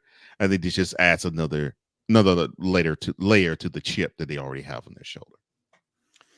I agree that this could definitely serve as motivation. And lastly, an impromptu question I thought of, we saw NBA draft. We saw LeBron James, orchestrate how Bronny got drafted pretty much and where he got drafted to through his agent, Rich Paul, who was the human megaphone, as I've been dubbed, but we'll dub it as Rich Paul for, the agent of, the NBA. Do you think that there's a way with Shedeur and with Shiloh coming into the 2025 NFL draft, or at least announcing that they will be, and they'll be eligible for it? Do you think that something similar with what we saw with LeBron doing for his kid in the NBA, that Primetime could have their agent do the same for his kids in this upcoming NFL 2025 draft next season? I don't think it will be able to be the same. Obviously, Coach Prime can pull some strings, but I don't think it'll be the same, because I think the NFL will probably impart upon the agents that Shedeur and Shiloh decide to sign with and Coach Prime, that they have to let the process play itself out. And it probably would put upon Coach Prime, look, Deion, you went through this process before. You let's be honest. Did you really want to be a Falcon? No, not really. But you got drafted there and you played it out. And you improved the team when you got drafted there almost immediately. So have the same faith in Shedeur and Shiloh, and have the same faith in the system now that you you did 35, 6 years ago, where when you got into the league, you basically wrecked shop. You did your thing. Well, let your boys take care of the stuff on the field, and let the teams go through the process of signing them. And wherever the two go, they go. And if they go together, fine. If they don't, that's fine too. I mean, the whole league is sprinkled with them. I mean, you're looking with the Cowboys, and well, now the Texans. It was the Cowboys and the Bills, but now the Cowboys and Texans. You have you have a Diggs on the Cowboys. You have a Diggs on the Texans, and it works well. It works fine. So don't change a thing. Just let it all play out. I'd have to agree with that too. I mean, it's got to be a much tougher to do that in the game of football. Far tougher. Yeah. There's 7 rounds in the game rather than in the draft, rather than what you have in this league of the NBA where you only have 2. Okay, the rosters are bigger. The season's longer. There's a lot more into the game of football than there is to basketball. But, I just kind of thought about that as we, those of us who look at the NBA as well and been talking about it, how ironically a legendary father of the game had influence into where his son landed. If we could potentially see that as another story being in the NFL of the same caliber. So even though the only difference is, Primetime's not playing anymore. But, looking at all that, I still think it's pretty remarkable that you've got someone that's a legend, and then you got their kids that are about to come out and play. We'll have to see how things pan out for this duo that are coming from the Sanders family in the 2025 draft. And with that being said, we got to get to one of my favorite parts of the week.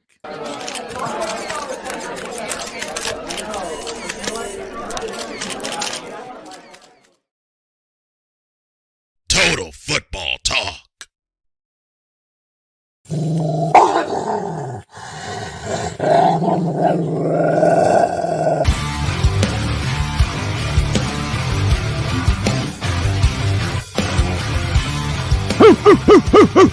Where are my dogs at? When it comes to the grand champ of the week, picking the dog of the week, take it to Cole for his choice for his week's pick for dog of the week. Well, I really would love to award it to the Winnipeg Blue Bombers, the whole team. They stood up and they stood out, and I'm proud of them. But I'm not going to go there. I'm actually going to go with Vernon Adams Jr. I think it's my turn to actually say, you know what, you're a grand champ, and not just for this week. You've been a grand champ thus far throughout the young CFL season. I'm looking at the stat sheet every single week. I see your name, and I see at least 350 passing yards beside it, and it's becoming it's becoming routine now. You know how difficult it is to throw for that many yards, to throw for 3 and 4 touchdowns, and barely throw picks. That is not easy to do. And to do it on any professional level for a good chunk of time, you just got to tip your cap to him. So, Mr. Adams, you are my dog this week because you got busy. And you could have taken this game lightly. You could have said, well, this team is winless. We're going to their crib. You know what? We don't have to put our best foot forward. No, you were like, I'm setting the tone. I'm setting the table, and we're going to rock this joint the way the Lions rock it. And look what you did. Wonderful performance. Wonderful performance. Absolutely. And, Cole, your synopsis right there with Vernon Adams Jr. was great, because we've definitely seen some greatness from him over the course of this season through 5 weeks. And, can't ask for anything better when it comes to your quarterback play.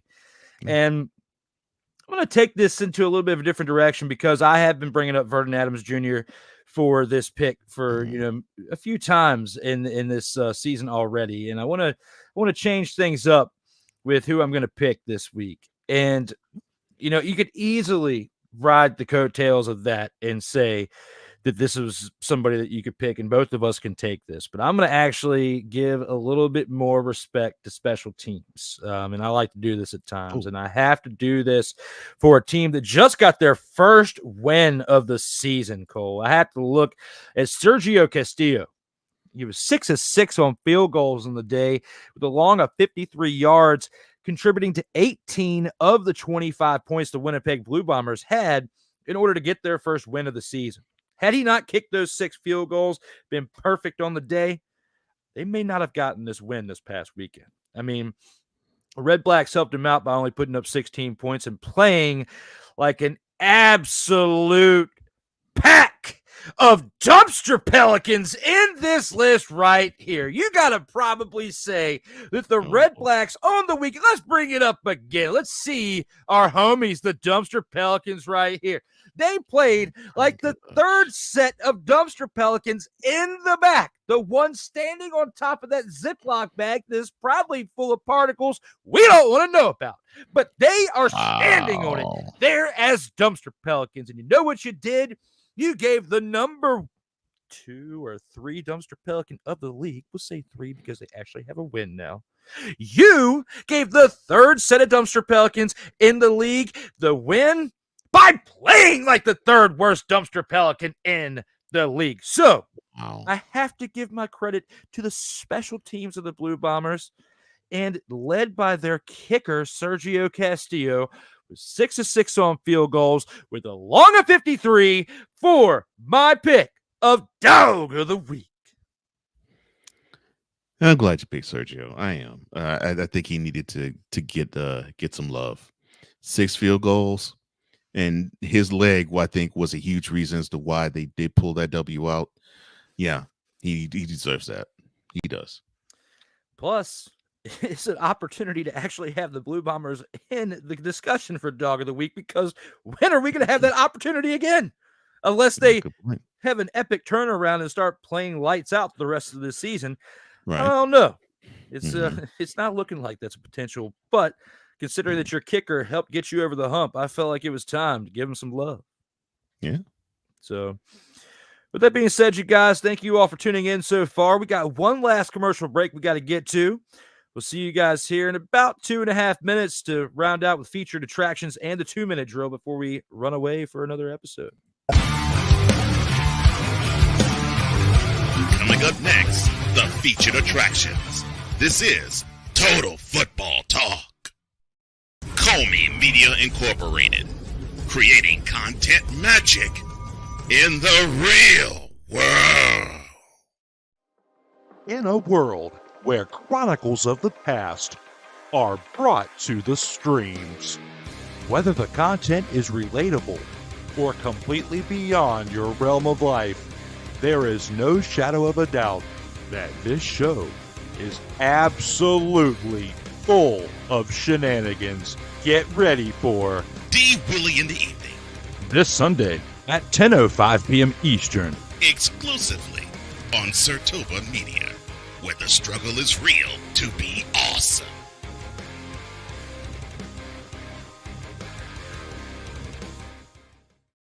Hey, ladies and gentlemen. Hey, look. Hey, stop playing games. Y'all already know. Go ahead and toss him some Willie Bucks. Ain't nobody playing around. Hey, $ D Willie 87. Go ahead, hit him up on the Cash App, and go ahead and give him some Willie Bucks.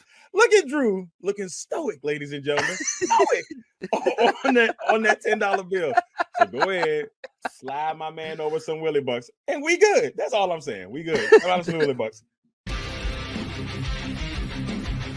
Sertoba Media, where the struggle is real to be awesome. Oh, yes. The tradition, the pageantry, the spectacle, the history, the slut. Wait. I gotta rep my brother's stuff right. All my DMV soldiers, stand up! And welcome to the Commander's Gridiron Report. You want your commanders to be repped right? Well, D. Willie is your man. Commander's Gridiron Report. Every Tuesday at 11:05 a.m. Eastern, 10:05 a.m. Central, on the Sertoba Media YouTube channel. Music by J. Cool. Where my soldiers? Right side. Commanders. Where my soldiers? Left side.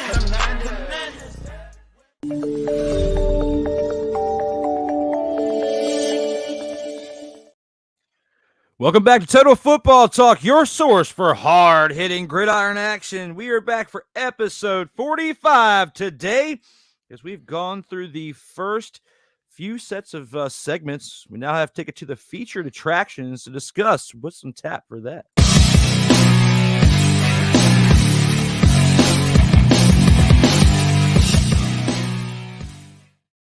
Here at the featured attractions, CeeDee Lamb fires back at ex-Cowboys receiver Cole Beasley over apparent criticism. Will this melodrama help or hurt Beasley's chances of signing with another NFL team? Help or hurt Beasley? Oh. I mean, CeeDee Lamb's already under contract, so I kind of left him out of the equation. But yeah. Cole Beasley, he's a free agent. You know, he hasn't played. He was part of. He was signed on a practice squad last year, but didn't actually play, and is still a free agent. Hasn't announced his retirement yet. So do you think that him bringing himself back into the spotlight, will this hurt or help his chances of signing with an NFL team? Well, Drew Willingham, it's not going to be hurt or help because he's having a hard time being on the team in the first place. I'm sorry. Let me start channeling Kyle Nash for a second there. Ding. I'm gonna be hearing that a lot tonight. I'm sure you are. I'm sure you are. Shout out to you, Kyle. I hope you do well tonight and in or out. But with that being said, no, I don't think it does either. I don't think it helps him. I don't think it hurts him either. Because the dude is a controversy magnet anyway. I mean, it seems as though whenever there is an opportunity to stir the pot, he is more than willing to do it. But I think he has to understand he's 35 now. I mean, he's not a spring chicken anymore. You know, so I don't think the tete with CeeDee Lamb is gonna hurt or help his chances to be on an NFL squad. Now, it may hurt his chances to be on the Cowboys.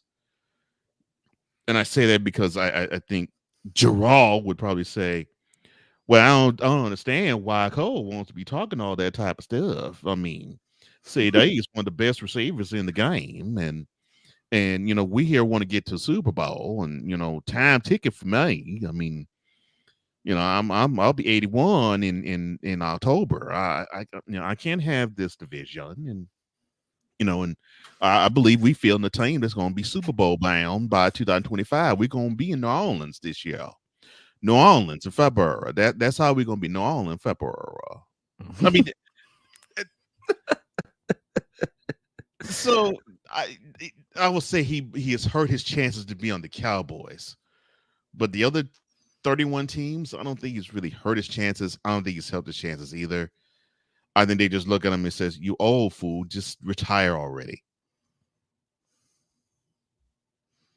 Yeah, I mean, he's definitely he's probably trying to kick the can down the road a little bit too much because he's not ready to retire, and he can't face the truth a little bit. And CeeDee Lamb fired back at him, and I don't think that we're going to see any really repercussions from that, which is why I worded it the way that I did. But I feel like Cole Beasley taking the shot that he did is trying to keep his name relevant enough to where a team sees that he's still a free agent, sees that he's still relatively in decent shape, and that they should give him one last shot. But looking at Cole Beasley, with what he's done over his career, the latter part of it hasn't really been as exciting to watch. Let's just put it to you that way. I mean, he went from the Cowboys, where he played for 7 seasons, to the Bills for 3, the Buccaneers in 2022 following all that, and then back to the Buffalo Bills that same season. But then last year was part of the New York Giants practice squad. So he didn't even make it into the season as a player. He didn't even do anything productive for the team. So now basically almost 2 years out of football, if you take away the fact that, the practice squad situation. I think you got to look at that. Him talking about this was a way to get his name relevant, to get back into the graces. But based on your reaction here, I think it's safe to say that he might have hurt his chances a little bit rather than helped. Probably. Because it's you know the saying, it's better to be thought of as a fool than to open your mouth and remove all doubt. But we're talking about Cole Beasley here. His mouth remains as wide open as a hooker on any street corner that you could desire.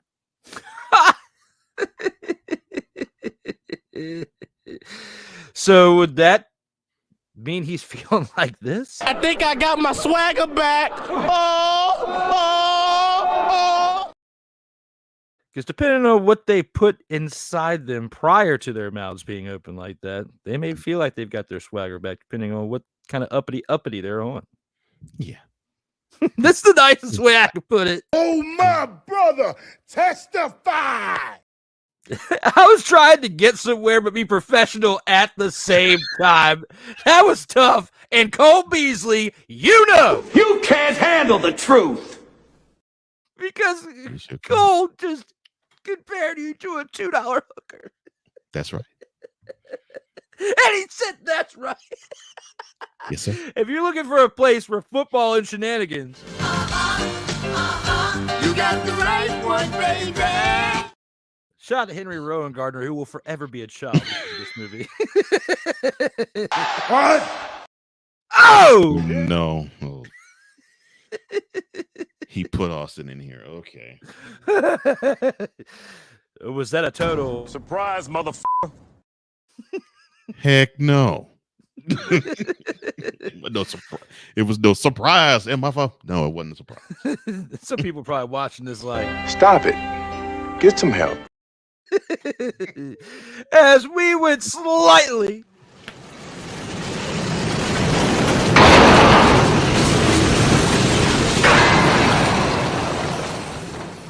But all in the name of fun to lighten up this topic right here. And speaking of topics, we still have a couple more to get to in this segment right here. Hey. Who's giving them the business? So up next, the Montreal Alouettes and the Saskatchewan Roughriders remain undefeated through CFL Week 5. Which of these two teams have a better chance to go 18-0 this 2024 CFL season, Cole? I know this is tough. I did this on purpose, but this is tough. I'm going to have to say the Alouettes by default. By default. If it weren't for the fact that they had an injured starting quarterback, I would say the Roughriders easily, because I love the fact that they do have a running game. They rely on it a little more. Obviously, they rely on a lot more than the Alouettes rely on theirs. I think what tips the scales to me is, you have injury concerns with the starting quarterback for the Roughriders. And then on the Alouette side, you have Cody Fajardo, who all he has to do is just clean up those INTs. And I think he could probably be the reason why they actually get a couple of those wins. He's actually the reason why they've gotten a couple of wins already that they've had on the board. To me, both defenses seem to be what and what. I like the Roughriders defense just a little bit more. But to me, what hurts the Roughriders to me, and having to go 18-0, the chances of them going 18-0, is the fact that they have a certain quarterback that just has some issue staying on the field. So while you were saying that, I wrote some lyrics to a song, a parody that involved this topic right here, because it just started flowing through my mind.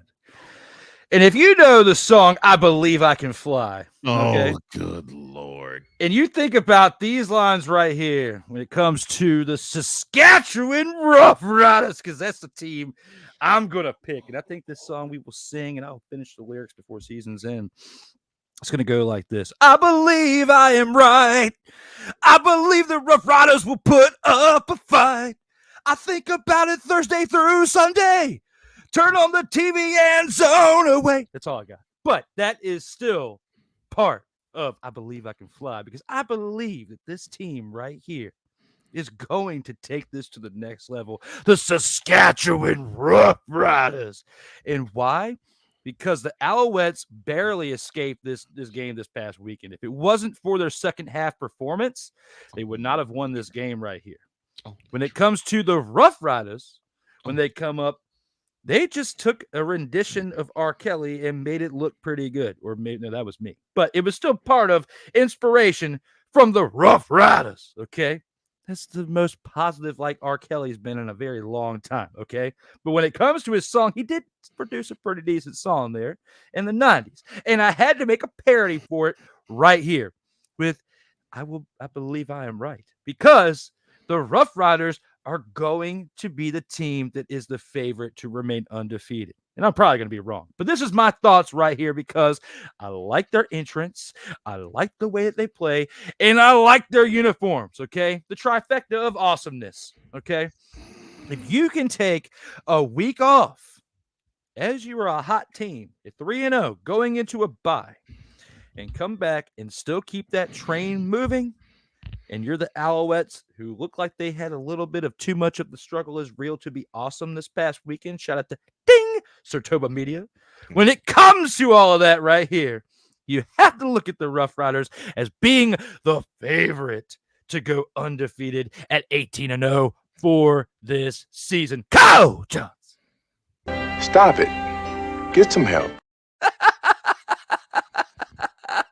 Hang on, before you give your rebuttal.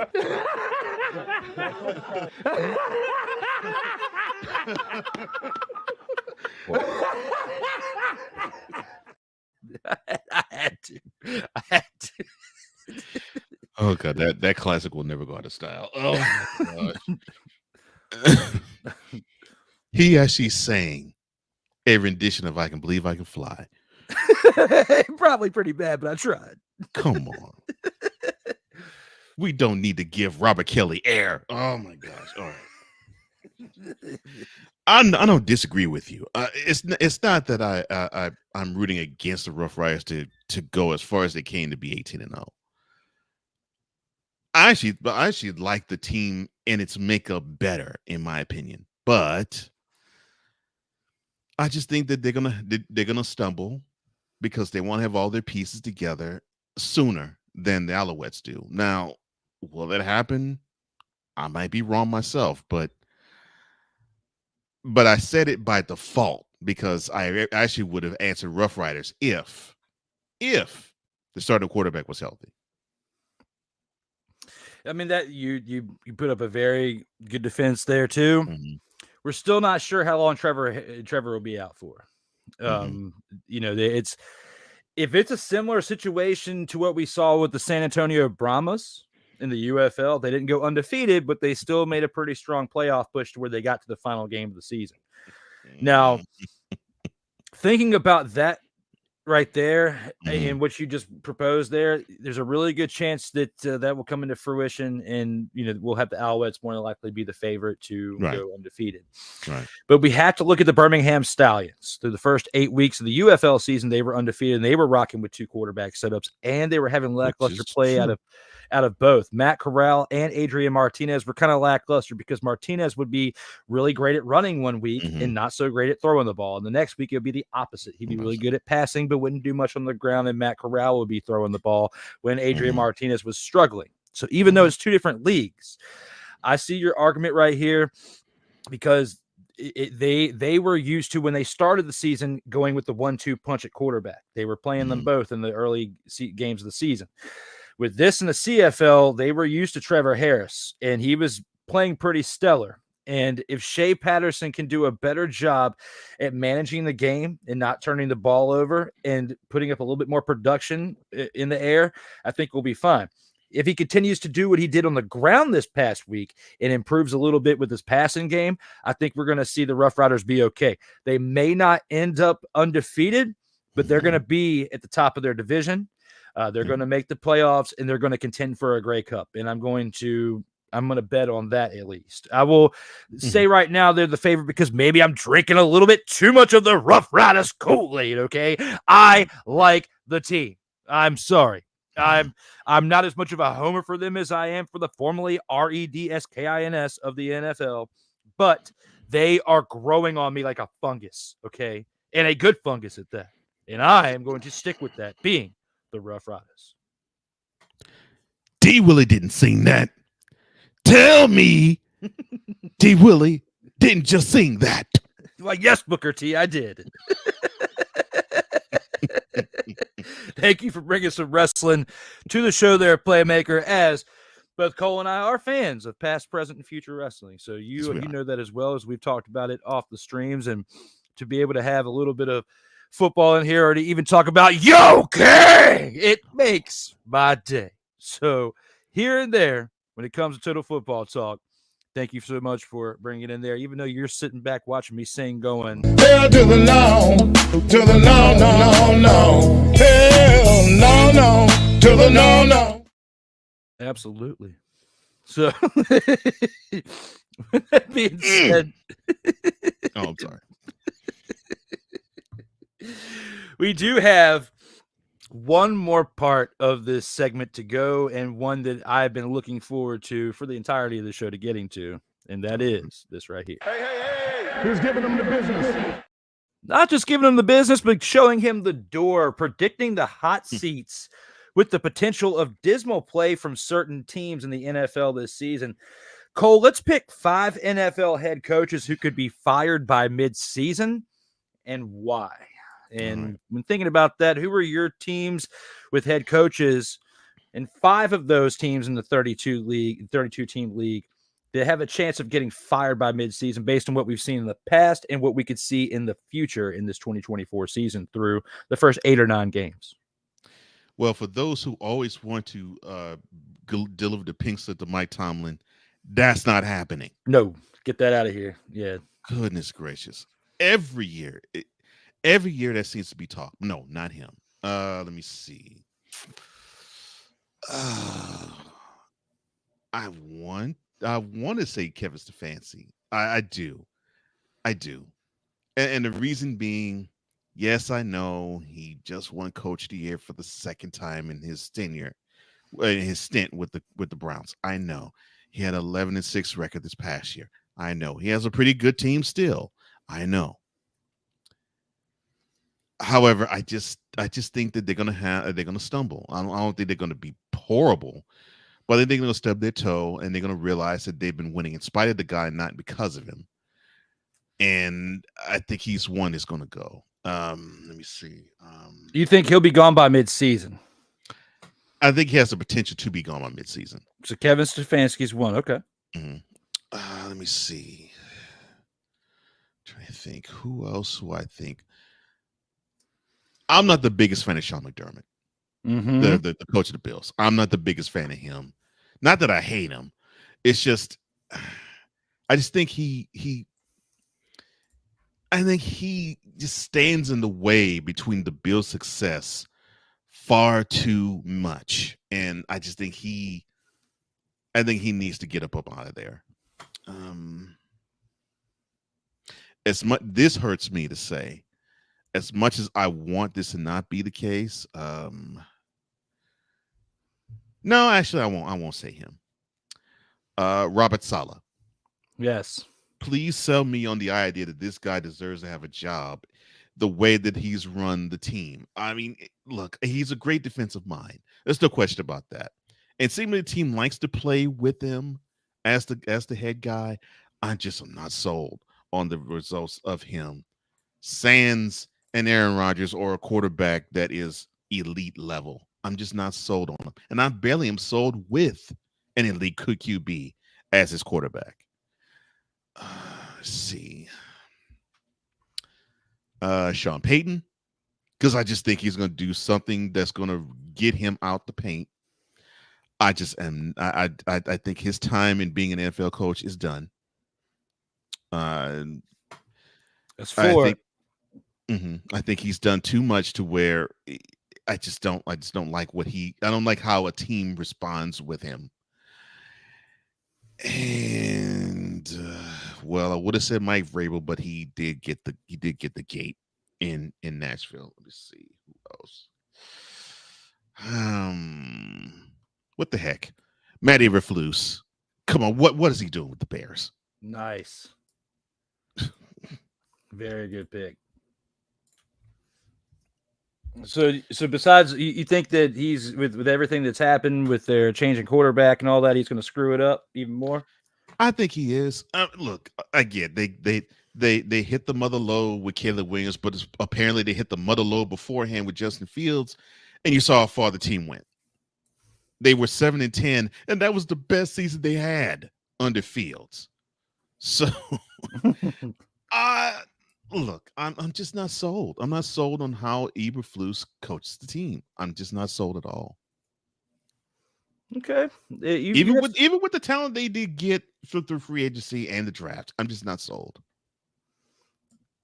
You know, you had a really solid list there, Cole. So between your 5, I'm gonna repeat it for you. Kevin Stefanski of the Browns, Sean McDermott of the Bills, Robert Saleh of the Jets, Sean Payton of the Broncos, and Matt Eberflus of the Bears are the 5 head coaches that you see as potential to get relieved of their duties before midseason of the NFL.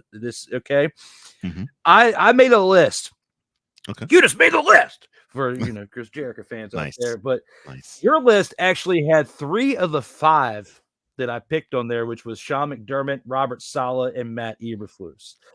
So I'm glad I made a potential top 10 just in case this happened. So that would make some substitutions so we could have a different 5. So number 1's going to be Jonathan Gannon of the Arizona Cardinals.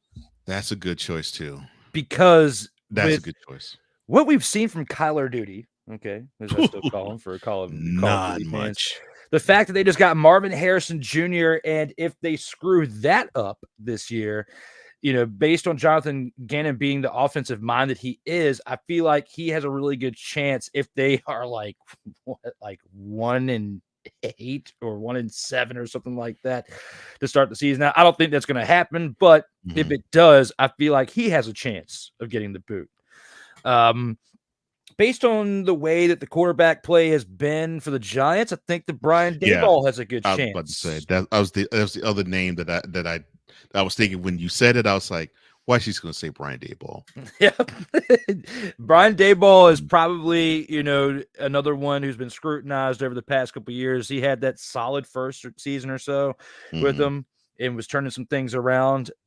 Especially after the debacle of the head coaching changes we had seen previous to his tenure and the amount of head coaches they had on the payroll while he was starting still, which was ironic. We were talking about that last year. Right. But I would say Jonathan Gannon of the Cardinals and Brian Daboll of the Giants are my top 2. I would have to say next on my list, if they regress to the point again like they did this past season after the 2022 surgence, I would have to say Nick Sirianni of the Eagles has a good chance of being relieved of his duties by midseason if he continues to take the trajectory downward. You also got to look at how others like Cool McCain that we know and other Eagles aficionados have basically sat back and scrutinized Nick for how he handled things during the 2023 season, us being included, football aficionados. So especially with his heckling with the fans. So between that, I would say he's in my top 5. So you got 2 teams in the NFC East that have a really good chance so far of being shown the door by midseason. Number 4, I would have to say Dennis Allen of the Saints, based on the way things have kind of been mediocre for the Saints play since Drew Brees has left. I would have to put him up there. Was he in my ultimate top 5 when we started this? No, but I had to make some adjustments based on I didn't want to copy anything that you said because yours was pretty well thought out and I wanted it to resemble as such for mine. So Dennis Allen is in my top 5 right now. And another NFC East team, the Dallas Cowboys head coach, Mike McCarthy.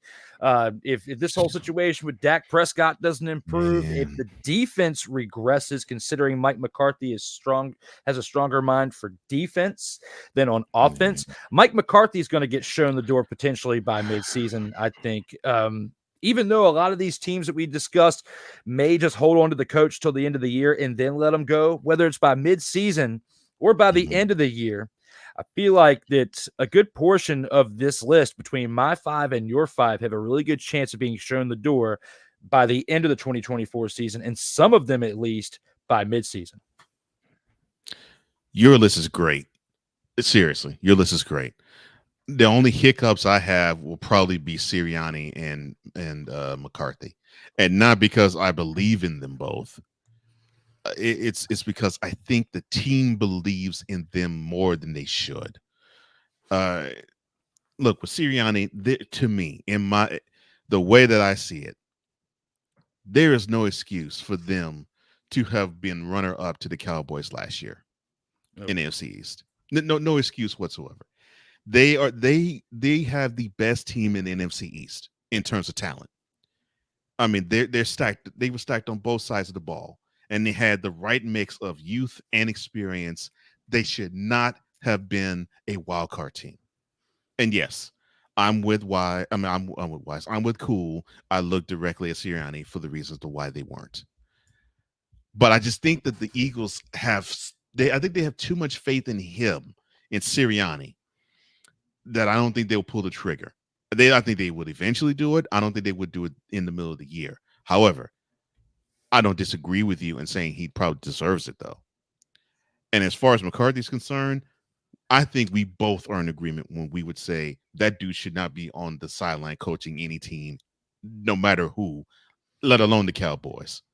But we both know why he's still there. Oh, yeah, absolutely. Absolutely, 100%. Now, I have to look at this when I see the fact that, there was just all that hype during the offseason about bringing Belichick, okay? Mm-hmm. If you're midway through the season, okay, and at this point, let's just say you're 3-5, 3-6 through 8 or 9 games.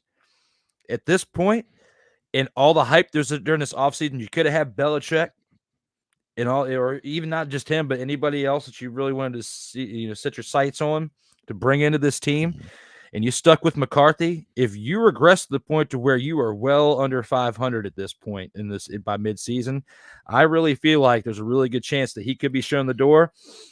Whether it's him or Dayball definitely leads between the 3 teams in the NFC East as far as a team that's that has a good chance of this happening, and we're on the same page with that. Nick Sirianni, I get where you're at with that. There was a little bit more behind the scenes that festered besides his situation that affected the team with what happened last year. But if they don't build on that, if they don't improve, if these teams regress to where we're seeing a 3-6, I wouldn't say a 4-5, but a 3-6, 3-5 through 8 or 9 games in the midseason, I would not be surprised if they pull the trigger and let one of these two go between either the Eagles or being the Cowboys. And I think that the Eagles, take it back. I think the Cowboys have a better shot at this happening than the Eagles because they were just in the Super Bowl a year and a half ago. And, we saw what happened after that. And he's a very young coach. McCarthy's older, more set in his ways. Even though he had that year off and had that big ESPN special of him cramming in a barn and studying and making himself better, we're seeing more of the old Mike McCarthy out of the past couple seasons than the Mike McCarthy we saw in year 1 with Dallas when he spent that season off in the barn being a hermit with his boys and studying the game of football. Okay. So I think that because of all the hype on him coming into Dallas, all the hype on the team, if they're 3-5, 3-6 through the midway point of this year, I personally will not be surprised. That's why, even though I don't 100% believe, and he was one of my filler choices because I wanted to respect your picks, I was like, between him and Sirianni, they were kind of the throw-ins to fill out my top 5. So, but with all that said, I feel like your list was great. Mine definitely was great. I agree with you 100% on those hiccups, but I had to have a 5. I didn't want to repeat. I wanted to make it interesting. So yeah, well, no, yeah, and all I'll say about Sirianni,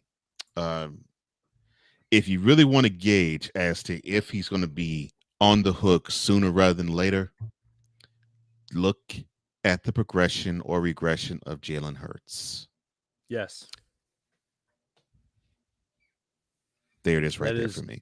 That was well said with that too, and a great way to round out this topic as we have to now take it to my favorite part of the week.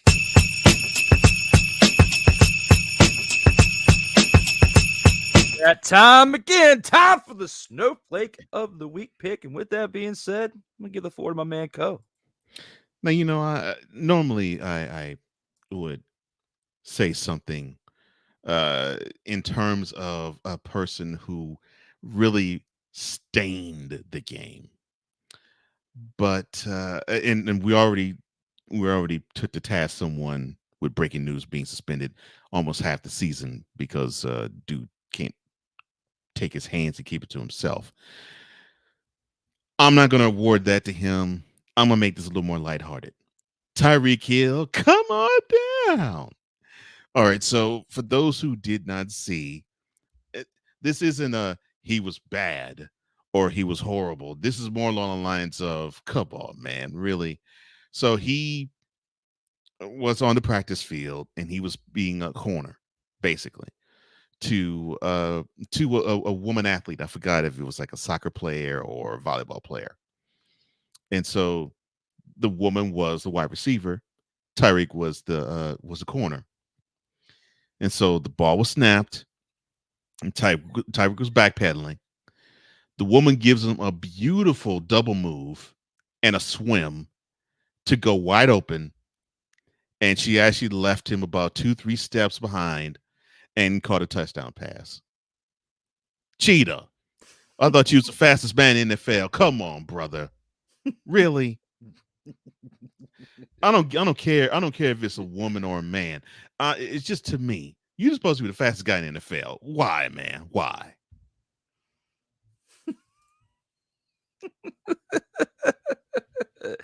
That when I saw that was a total surprise, motherfucker.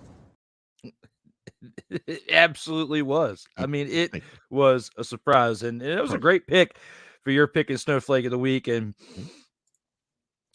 I kind of want to piggyback on that, but I'm respectfully decline and pick somebody else and stick with the game of CFL and stick with somebody who I really went ham on earlier, and I'm going to do it yet again. And that is Cameron Dukes. Okay. Oh, yeah. Looking at what he did for the Toronto Argonauts.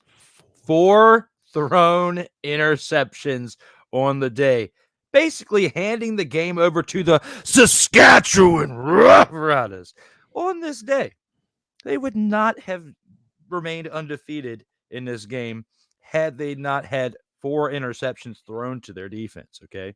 Let's just be 100% real. As much as I'm a fan of this team, and that being the Saskatchewan Roughriders, I have to be 100% honest in saying they would not have their undefeated streak intact had it not been for Cameron Dukes throwing those 4 interceptions to their defense, like literally right into their hands. You see the highlights? It's like right here.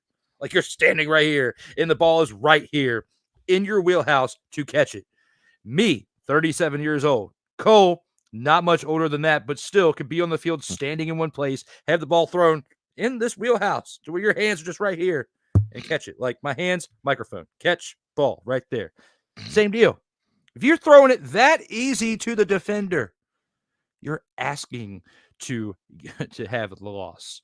Which mafia member paid you off, Cameron Dukes, to throw 4 interceptions right into their hands? Did they threaten to come bust your kneecaps? Because it surely wasn't like the Detroit Lions out there in the NFL biting off kneecaps. Did you have a threat to have your kneecaps bitten off against your will? Because that's what it looked like when you're throwing 4 interceptions right into the hands, microphone, football, hands right here, and catching the interceptions at bay. You, sir, are my pick for Snowflake of the Week. You need to get it together. You need to turn it around instead of turning the ball over to the other team and helping them pick up these dubs. And ladies and gentlemen, that is the Caucasian Wazalefe. I thought for a second that this was mentality. I'm like, wow, okay. You can see where I get my inspiration from. Yes, I totally can see that. I throw my own creative spin on it, but I get my inspiration from my brothers in their content out here in these streams. They make me better, and I do my best to rub off in the same light. So there's some yeah, throw the praise whenever you get a chance out here in these streams. Oh, my brother, testify. Facts. Nothing wrong with that. Nothing wrong with that at all. Oh, my. When it comes to that, we only have one more thing to do before we roll on out of here, and that is go through the 2-minute drill.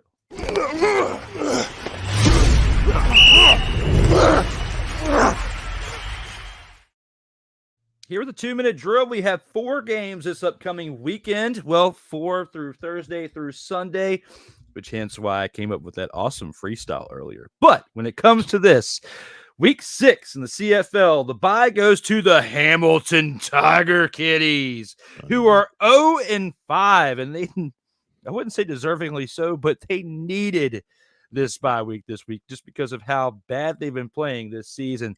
Looking at the first game on Thursday, July 11th at 7:30 p.m. Eastern time, you can see the Toronto Argonauts, who are 2-2, traveling to Montreal to take on the Alouettes, who are 5-0.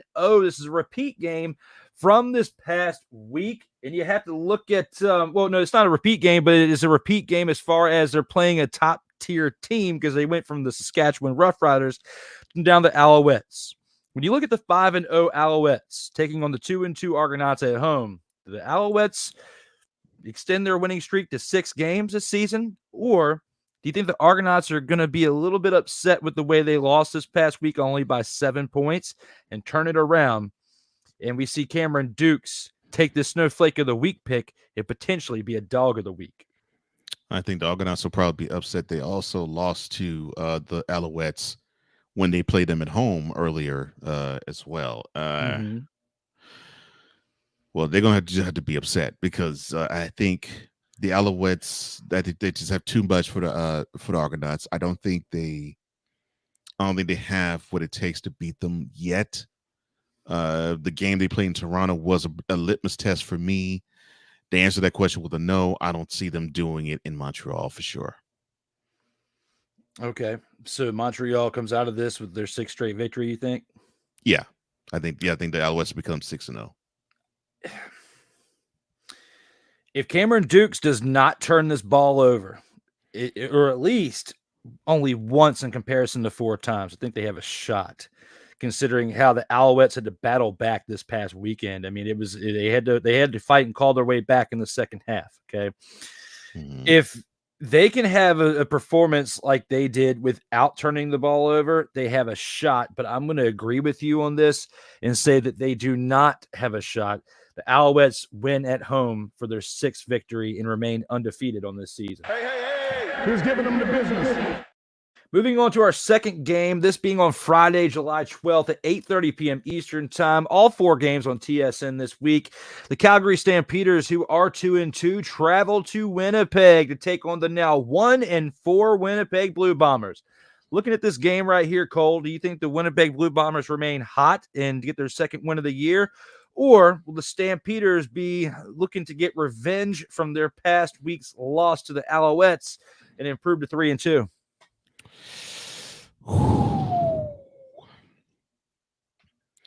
Which Stampeders team is going to show up? Look, I have the similar issue with them as I do with the Redblacks. They seem to bog down when the ball gets into the red zone, or gets to basically the opponent's side of the field. I think they set off his field goals far too much, and it looks like it cost them this past week. All right. I think the Blue Bombers could actually have another win. So is this like last week where it was like a I think pick and you're kind of half-hearted into it, not 100%, but you're just saying it for the sake of a pick? Or do you really believe that the Winnipeg Blue Bombers are turning it around and get their 2nd consecutive win in this game? With their performance this past week, I think they turned the corner. Now, will it hold? Yeah, that's the question. But I think they turned the corner. Am I 100% sold? Yeah, they're going to whoop the Stampeders' butts? No. But I think I'm sold enough on the Stampeders not being strong offensively. And this is in Winnipeg, so I think that the Blue Bombers have a shot, and I think they're going to take it, and I think they're going to win. It's a respectable choice if you can get some stellar play out of your special teams with your kicker, Sergio Castillo.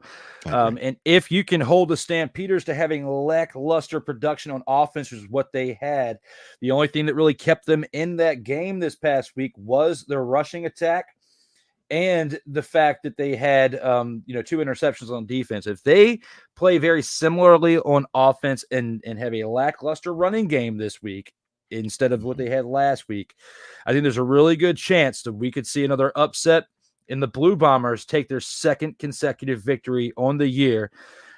I think I'm going to side with you on this one and say the Winnipeg Blue Bombers take this game right here and improve to 2-4 on the year. Hey, who's giving them the business? Moving on to our Saturday game, the Saskatchewan Roughriders, who were 4-0 on this year, coming into week 6, traveling to British Columbia to take on the BC Lions, who are 4-1 this Saturday, July 13th at 7:00 p.m. Eastern Time on TSN. Looking at this game right here, will the Roughriders remain undefeated, or will this stellar offense by the BC Lions, led by Vernon Adams Jr. and William Stanback, will this team continue to run amok on this league and upset the Roughriders in their quest to going undefeated?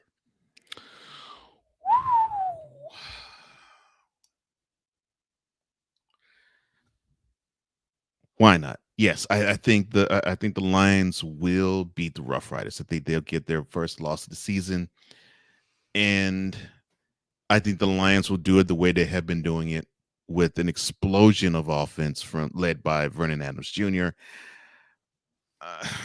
Now, if this game was in, I forgot if they play in Regina, or it probably is Regina. Now, if this was in Regina, then I would probably say, yeah, I think the Lions will probably take it on their chin. But since this is in Vancouver, I'm gonna say the Lions will win it. What? I said I'm gonna say the Lions will win it. What? I said the W. We gotta pause that.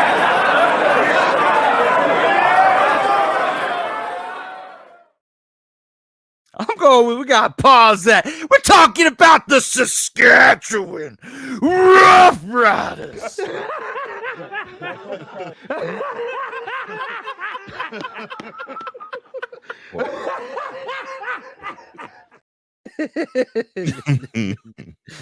However, as much for comedy and antics as I wanted to throw down on that, based on the way the BC Lions have played, I can't let my fanhood for a team compromise my actual professional pick, because I don't let that happen when we talk about the Commanders of the NFL, right? I'm pretty, I cut it. You're objective. I'm straight down the middle with that. All right. You're very objective. Yeah. So looking at that, my heart wants the Roughriders to win, and I will not be surprised if they do.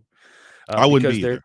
Because their defense would be the story of the day, and they would have to hold Vernon Adams Jr. for under 300 yards, probably under 250 yards for it to even have a chance at doing so. And William Stanback would have to have like under 50 yards running for the day. Okay. However, I don't see that being possible, because the way that this offense has played this year, being the quarterback, being the running back, Adams Jr. and Stanback, who we've talked about respectively, and their weapons that they've had in the receiving core, if they continue to produce the numbers and continue to get the first downs, and again, CFL, 3 downs to a first down, not like NFL where it's 4. It's even more challenging, and they are making it look easy. Okay, they are making it look really, really easy when it comes to the offense. And on the other side, the defense for this Roughriders has a very similar story as far as stopping the other team consistently, but not as consistent as the BC Lions have been playing on offense. So it's going to be a really good matchup of that. This is going to be the biggest test of the season for the Roughriders defense. And if they can hold Vernon Adams Jr. to less than 250 passing yards and help keep him from moving around on the ground as well, and stand back and contain those receivers, they'll have a shot. But Vernon Adams Jr., it's not going to be like the Hamilton Tiger Cats and Bo Levi Mitchell, where he's going to throw for 350 yards plus and lose. It's just not going to happen. No. And especially when you have the running back doing what he's doing, stand back, he's the reason why Vernon Adams Jr. is able to mix it up with the play action and get 300 plus, 350 plus yards each and every week. So looking at that right here and looking at the whole picture, I'm going to have to leave my heart's pick out of this and go with the BC Lions winning this game. And it's going to be close, but they're going to get this win, and they're going to get it at home this weekend. So being with that, that is my choice. Oh, I agree with you. Yeah. So we'll have to see how things pan out. Hey. Who's giving them the business? In our last game of the week, we've got Sunday, July 14th at 7 o'clock p.m. Eastern time, the same as Saturday, 7 p.m. time.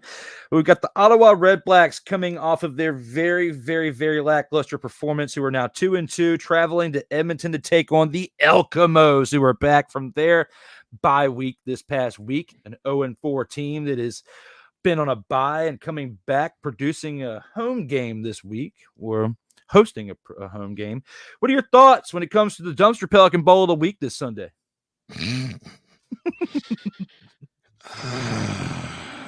Well, let me see. Considering that this game is straight up gonna be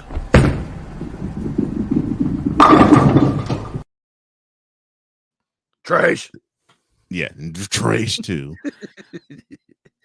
I think the Elcamos, whatever you want to call them, I think they're destined to take the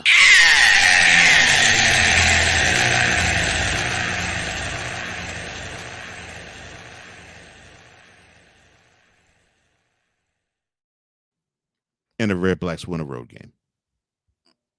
Oh, I wholeheartedly agree with you. The Redblacks take the road win, and this team continues its quest to be terrible like the Hamilton Tiger Kitties. That being the Elcamos, they lose their 5th consecutive game. Hey. Who's giving them the business?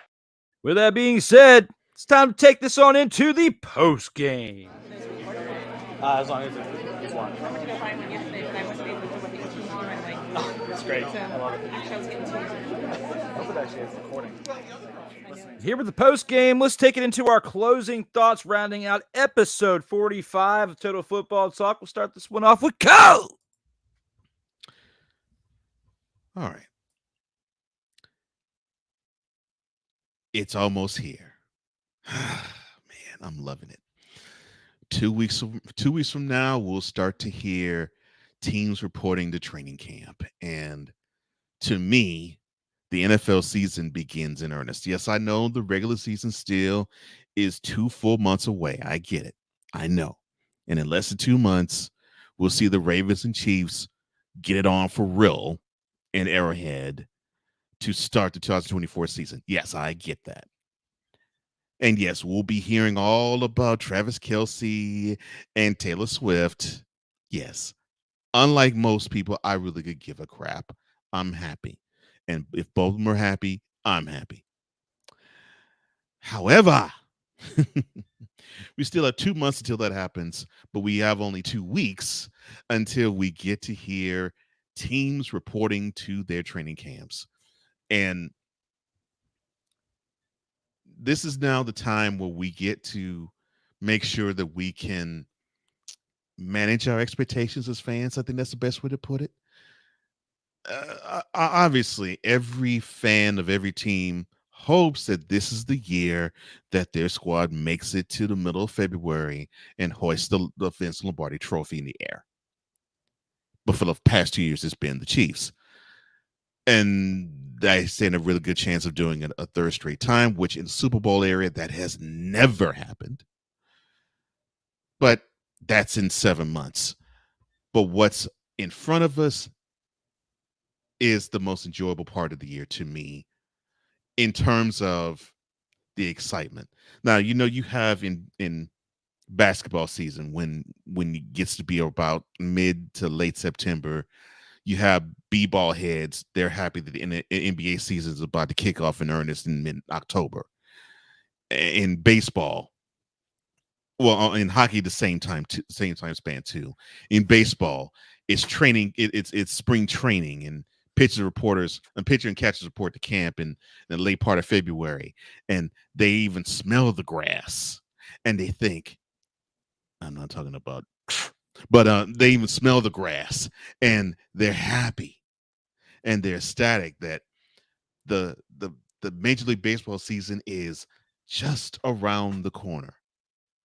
Well, for me, when it gets to training camp, that basically is like pitchers and catchers reporting to a Major League Baseball fan, which I am a fan of Major League Baseball. But that to me is like pitchers and catchers reporting, because now I can salivate, and I can get some of my jollies off and actually seeing NFL teams seeing how good, how bad, or how indifferent their team is according to the head coach, the fandom, and the talents themselves. I'm excited. I can't wait. The best part of being a football fan is here, and I'm looking forward to it. And yeah, it's great that the CFL is still in full swing, and we get a chance to see that before the NFL kicks off into full gear. But still, yes, the NFL, 2 weeks, training camp begins. I'm excited. I'm excited too, brother, and definitely looking forward to what we're going to see out of the NFL this season. And, you know, when I look at the NFL and certain things that are coming from it, I have to look at, you know, like you said, we've got 2 weeks until we really start getting excited for the type of play that we're going to be seeing in the NFL. You know, I have to give a shout out, you know, to a show that I have. You know, I'm going to have a little bit of a shorter and sweeter version with this, because I've gotten a lot out today when it comes to my thoughts with the NFL and the CFL, but I have a show that is going to be returning, you know, after a hiatus. I'm going to give a little bit of a shameless plug, I guess, as you would say, on this.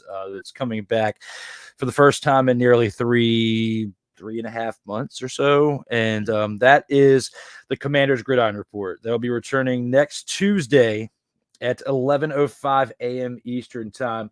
You'll be able to see that on Sartoba Media, where the struggle is real to be awesome. If you're watching on Sartoba Media right now, as we are live or syndicated, you can check that out. For those of you listening on WQEE 99.1 FM, that's where you can check it out, the video version. And for those of you listening on Real Wise Radio, thank you very much for having this show first and foremost. But if you want to get a snippet of how things are going to be for the 2024 season, you can check that out next Tuesday at 11 a.m. Eastern time. Again, that is the Commanders Gridiron Report. Next Tuesday, we'll be returning for the first time in a few months. It's going to be the only episode in July. When it comes back in August, it will have its full weekly shows again once we start getting into preseason action and gearing up for the actual regular season. But at least to recap what we've missed out on since April, giving you the latest in news for that team, that will be back next week. 45 episodes are in the books for Total Football Talk. You know, as we round out this episode right here, definitely make sure that Monday through Friday, whether you're watching this on Sartoba Media or Comey Media, that you're checking out the Morning Shift with Cole Johnson, presented by BS3 Network. You can check him out on the Roku channel, BS3 Network's YouTube, as well as at the BS3 Morning Shift Cole Johnson YouTube channel as well. Make sure you check out that show, as you saw the commercial earlier in this show. But something else you can check out tonight. If you're watching this live on Monday, Monday, July 8th, you can check out on Sartoba Media the debut of Sean Mears, professional PA announcer here in Virginia, is making his debut on the Inner Out Sports Today, Inner Out Sports Debate episode 114 with myself and 12-time Vault of Fame inductee Kyle Nash. It's definitely going to be a great episode. Bing! Yes, sir. Yes, there it is. You can check him out tonight on that show. And we have a very special announcement for breaking news that I cannot announce yet, that I'm going to have to wait. Cole knows exactly what it is, but And it I'm is happy coming. for It is going to be a good announcement. Looking forward to announcing that and getting to that. But just I look forward to that show. I look forward to this show each and every week, as it is definitely a great way to start my week in my last day off going into a work week. So, as always, I love being here with Cole. Looking forward to next week and beyond as we get closer to NFL action here this season. Our favorite thing to talk about, but at least we have the CFL and the UFL that have kept us occupied in the meantime. Mm-hmm. Yes, we did. So there's only one more thing we have left, and that is for you to send us home, my man. Well, we appreciate you. Thank you, guys, for liking, sharing, subscribing, and hitting the notification bell so you can catch everything from the Sartoga Media canon on YouTube, and as well as the Coming Media YouTube channel as well. And if you want to reach out to us, all you have to do is to hit the bevy of channels that my brother Drew has. Go to work. Search up _media on Instagram and X, _Sir Toba on TikTok, and of course Sir Toba Media on YouTube. And if you want to reach me, just go to flowco.com/page/host Cole Johnson. That is flowco.com/page/host Cole Johnson. For Drew Willingham, I am Cole Johnson, here to say in parting, as we always do, in life, just like a tackle, keep your head up. And always remember, you got to play until the whistle blows. And as always, stay safe out here in these streets.